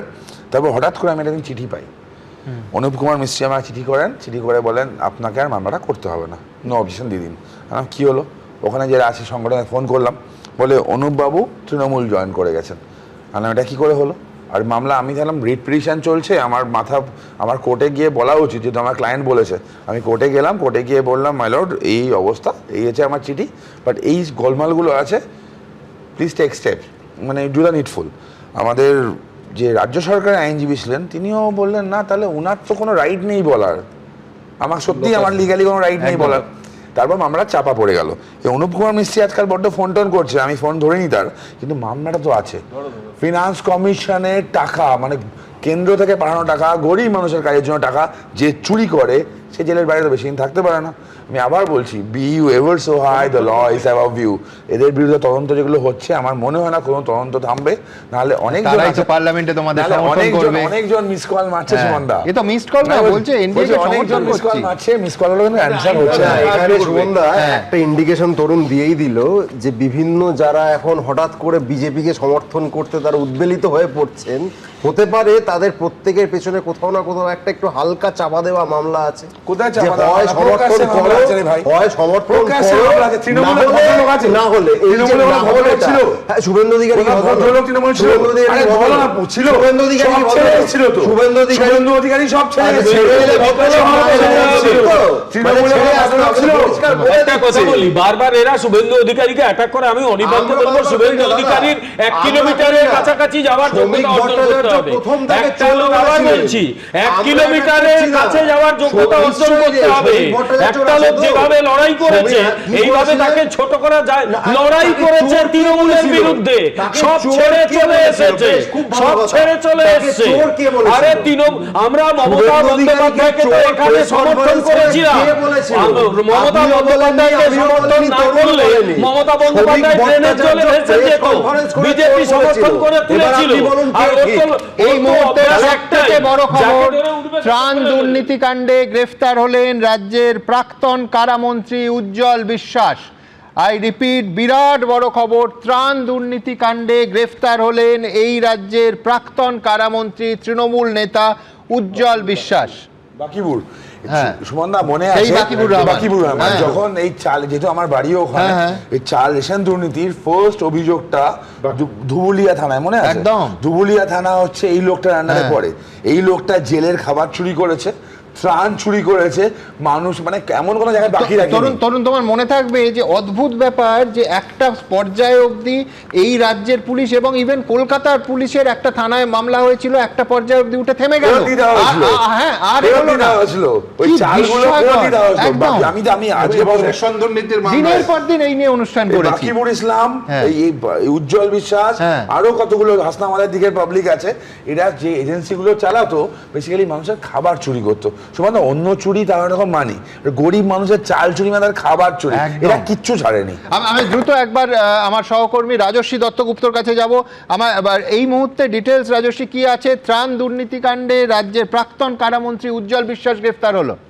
দেখো সুমন, পুলিশের তরফ থেকে যেটা জানানো হয়েছে যে আজকে দুপুরবেলা 3টে নাগাদ একটা খবর আসে কোতোয়ালি থানায় কৃষ্ণনগরের, যে মন্ত্রী এবং বিধায়ক উজ্জ্বল বিশ্বাস তার গোডাউন থেকে প্রচুর ত্রাণ সামগ্রী সেগুলো একটা ট্রাকে লোড করা হচ্ছে, এবং তখনই মানুষজন গিয়ে সেটা বাধা দেয় এবং তারপরে পুলিশকে খবর দেয়। তার একবার আমি থামাচ্ছি, মানে তুমি বলছো কট রেড হ্যান্ডেড, মানে যখন ত্রাণ পাচার হচ্ছে তখন মানুষ ধরেছেন, মানে কারামন্ত্রী এখন কারাগারে, এ তো বুঝতে পারলাম, কিন্তু সেইটা ধরা পড়েছেন যখন ত্রাণ পাচার হচ্ছিল, কার্যত ত্রাণ চুরি হচ্ছিল বলে সাধারণ মানুষের অভিযোগ। আরেকবার বলো রাজস্বী। হ্যাঁ, যেটা পুলিশের তরফ থেকে জানাচ্ছে ঠিক সেরকমই, যে মানুষজনের তরফ থেকে একটা ইনফরমেশন আসে কোতোয়ালি থানায়, তারপরে পুলিশ যায়, কিন্তু ততক্ষণে সেই গাড়িটা আটকানো ছিল এবং মানুষজন বিক্ষোভ দেখাচ্ছিল। প্রচুর পরিমাণ সরকারি ত্রাণ সামগ্রী, ত্রিপল, কাপড় এবং অন্যান্য জিনিস যেগুলো সাধারণ মানুষের মধ্যে ডিস্ট্রিবিউট করার কথা, সেইগুলোই কিন্তু ওই ট্রাকে তুলে মন্ত্রীর রেসিডেন্স মানে অর্থাৎ বাসভবন এবং তার সংলগ্ন অফিস এবং সেখানেই এই সমস্ত কিছু মজুত করা ছিল, যেখান থেকে এগুলো ট্রাকে তুলে অন্যত্র নিয়ে যাওয়া হচ্ছিল বলে অভিযোগ। এবং একটা লিখিত অভিযোগ হয়, তারপরে মন্ত্রীকে সেখান থেকে আটক করে থানায় নিয়ে এসে জিজ্ঞাসাবাদের পর তাকে গ্রেপ্তার করা হয়েছে। শুধু তাই নয়, পুলিশ যাওয়ার আগে মন্ত্রীকে ঘিরে ধরে ব্যাপক বিক্ষোভ হয় এবং বস্তা খুলে খুলে ত্রাণ সামগ্রী মানুষজন বের করে আনেন এবং দেখা যায় যে সরকারি লোগো দেওয়া সেই ত্রিপল এবং কাপড় এবং অন্যান্য ত্রাণ সামগ্রীগুলো মজুত করা ছিল, যেগুলো অনেকটাই ট্রাকে তুলে ফেলা হয়েছিল। পুলিশ জানিয়েছে সেই ট্রাক এবং ত্রাণ সামগ্রী যেগুলো অন্যত্র নিয়ে যাওয়া হচ্ছিল, ট্রাকে করে নিয়ে যাওয়ার চেষ্টা হচ্ছিল, সেগুলো সমস্তই তারা আটক করেছেন এবং মন্ত্রীকে জিজ্ঞাসাবাদের পরে গ্রেপ্তার করা হয়েছে তাকে, এবং আগামীকাল তাকে কৃষ্ণনগর জেলা আদালতে হাজির করা হবে। ধন্যবাদ রাজশ্রী। দেখুন, আবার বলছি, কারামন্ত্রী এখন কারাগারে, প্রাক্তন কারামন্ত্রী এখন কারাগারে, কিন্তু কথা হচ্ছে ভাবতে পারেন যে ত্রাণ দুর্যোগে একেবারে নিঃস্ব অসহায় মানুষ, তারা যে ত্রাণের অপেক্ষায় বসে থাকেন দিনের পর দিন। শুধু এই মন্ত্রী নয়, গত 3 দিন ধরে দেখছি সমস্ত নেতাদের, তৃণমূল কংগ্রেসের এক একটা অফিসে, এক একটা কার্যালয়ে সাধারণ মানুষ ঢুকছেন এবং পাঁজা পাঁজা ত্রাণ, যেগুলো সম্পূর্ণ বেআইনিভাবে মজুত করে রাখা হয়েছিল, দেখা যাচ্ছে কলকাতা শহরে এবং প্রায় প্রত্যেকটা জেলায়। ভাবতে পারেন, আবার বলছি, প্রাক্তন কারামন্ত্রী এখন কারাগারে। আপনারা জানেন আমাদের Facebook, YouTube, x, Insta, thread সমস্ত জায়গায় কিছু মন্তব্য আমরা নিই, কত শতাংশ মানুষ কি বলছেন। মমতা বন্দ্যোপাধ্যায় বাড়ি লাগোয়া পার্টি অফিসে রেড চালালো সিআইডি, রাজনৈতিক প্রতিহিংসা নাকি তদন্তের স্বার্থে তল্লাশি? 28% মানুষ মনে করছেন রাজনৈতিক প্রতিহিংসা, তদন্তের স্বার্থে তল্লাশি মনে করছেন 70% মানুষ, 2% মানুষ বলতে চাননি। সরাসরি অভিষেক বন্দ্যোপাধ্যায়ের ক্যামাক স্ট্রিটের অফিসে তল্লাশি সিআইডির, বিপদ ঘনাচ্ছে অভিষেকের, বিপদ ঘনাচ্ছে এমনটা মনে করছেন 81% মানুষ, বিপদ ঘনাচ্ছে না মনে করছেন 17% মানুষ, বলতে চাননি 2%। সই জালিয়াতি কাণ্ডে তৃতীয়বার সিআইডির হাজিরা এড়ালেন অভিষেক, হেফাজত নিয়ে তদন্ত করা উচিত অধীর চৌধুরী দাবি করছেন। শেষ পর্যন্ত সিআইডি কি কড়া পদক্ষেপ নিতে পারে মনে করছেন 76% মানুষ, নেবে না মনে করছেন 22% মানুষ, 2% মানুষ বলতে চাননি। একদা অচ্যুত কংগ্রেস, আর বিপদে পড়ে এখন সোনিয়া গান্ধীর দুয়ারে মমতা বন্দ্যোপাধ্যায়। আশ্রয় দেবেন সোনিয়া রাহুল? আশ্রয় দেবেন মনে করছেন 30% মানুষ, 68% মানুষ মনে করছেন আশ্রয় দেবেন না, বলতে চাননি 2%।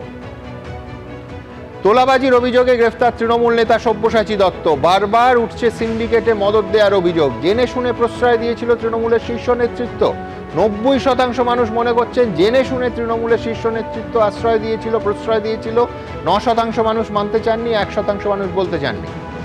সরাসরি মন্তব্যে শেখ শামীম লিখছেন, রাজনৈতিক ক্ষমতা চলে গেলে কতটা বেকায়দায় পড়তে হয় সেটা ভাইপো সহ মমতা বন্দ্যোপাধ্যায়ের পার্টি অফিসে সিআইডি তল্লাশির ছবিতেই স্পষ্ট করছে। অতীশচন্দ্র ভাওয়াল লিখছেন, সই জাল কাণ্ডে অভিষেকের হাজিরা দিতে এত গড়িমসি কেন? কৌশিক সরকার লিখছেন, মমতা বন্দ্যোপাধ্যায় বেকায়দায় পড়ে এখন ইন্ডি জোটের হাত ধরে ভেসে থাকতে চাইছেন। নীলাভ চট্টোপাধ্যায় লিখছেন, দলের বিধায়করাই বলছেন সই তাদের নয়, এমন দুর্নীতি আগে দেখিনি। মিলন মণ্ডল লিখছেন, যারা জিতেছেন তারা বিদ্রোহ করছেন, অনেকে শটান হাজতে যাচ্ছেন, তৃণমূল দলটার ভবিষ্যৎ পুরো লোডশেডিং। কিন্তু আমি এখান থেকে সরাসরি আরেকবার এই মুহূর্তে সব থেকে বড় খবর আপনাদের বলবো, প্রাক্তন কারামন্ত্রী নিজেই চলে গেলেন কারাগারে, ত্রাণ দুর্নীতির অভিযোগ। আর এখান থেকে আপনাদের সামনে রাখবো যে লোকসভাতেও আড়াআড়ি ভেঙে গেছে তৃণমূল, এমনকি শীর্ষ নেতৃত্বের বিরুদ্ধে একের পর এক বিদ্রোহী তৃণমূল সাংসদরা মুখ খুলছেন। আমার মনে হচ্ছে দিদি আর দলটা চাইছে না। উনি এই মুহূর্তে যা যা স্টেপ নেওয়া উচিত নিল না, যা যা স্টেপ করা উচিত ছিল করলো না। আর আমি মানে ওই জায়গা থেকে দিদিকে আর ওটা মানছি না। এই যে পলায়ন শুরু হয়েছে ব্যাপক আকারে, তার মানে কি পার্টির কোনো স্ট্রাকচারই রইল না। পরিষদীয় দল আগেই ভেঙে খান খান, হাতছাড়া হচ্ছেন কিচেন ক্যাবিনেটের সদস্যরাও। গঙ্গা পারে তৃণমূলের যে ভাঙন শুরু হয়েছিল, যমুনা পারে তা আরো বড় আকার ধারণ করেছে। যেখানে হাত দিচ্ছেন সেখানে দুর্নীতি পাচ্ছেন। যেটুকু জানা হতো সেটুকু জানানো হতো, তাতে কোনো স্টেপ নেওয়া হতো না কখনো, জানিয়েও কাজ হতো না। এবং সবসময় বড় ভুল বোঝাচ্ছে তোমাদের। আমার মতো একজন এমপি সেও পালিয়ে গেল। তো এরকম এই যে পলায়ন শুরু হয়েছে ব্যাপক আকারে, তার মানে কি পার্টির কোনো স্ট্রাকচারই রইল না। কে বলেছিল ডিজে ফিজে বাজাবে, তাদেরকে কোনো সার্ভিসে দেখা যাচ্ছে না। রাজ্য রাজনীতিতে কার্যত অস্তিত্ব হারিয়েছেন মমতা বন্দ্যোপাধ্যায়ের কাছে এখন খড়কুটো ইন্ডিজোর, কিন্তু তা দিয়ে কি রক্ষে হবে? নেত্রী হিসেবে এতগুলো মানুষকে জলে ফেলে দেওয়ার, দিদি তো জলে ফেলে দিয়েছে। বা যদি ভাবেন যে আপনি বলুন দিদিকে সবাই ফেলে দিয়ে চলে গেল, কারণ দিদি তো এতগুলো লোককে ডুবিয়ে দিল। এই যে এতগুলো লোক অ্যারেস্ট হচ্ছে, এতগুলো লোক কাকে সেভ করতে পারছে, কাকে বাঁচাতে পারছে? তো দিদির জন্য তো লড়েছে এতগুলো লোক, সেটা তো দায় দিদিরও হবে। ব্যক্তিগতভাবে তো পলিটিক্স হয় না, আর একটা পলিটিক্যাল পার্টি একা হয় না। একটা পলিটিক্যাল পার্টির মধ্যে একটা গ্রুপ থাকে, একটা কমিটি থাকে, আলোচনা করে করতে হয়। ঠিক আছে, আমি যা খুশি করবো তা তো আর হয় না। ঠিক আছে, একটা মোটো দরকার।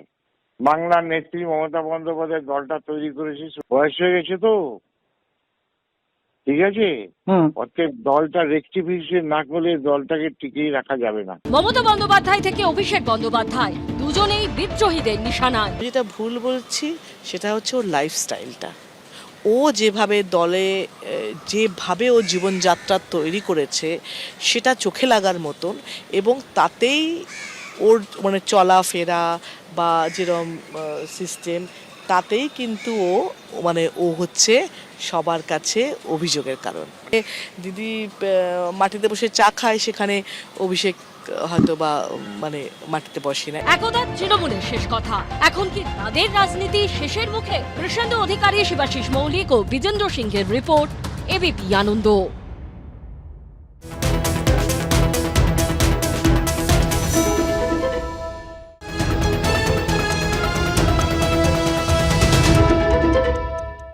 এবিপি আনন্দ, এগিয়ে থাকে, এগিয়ে রাখে।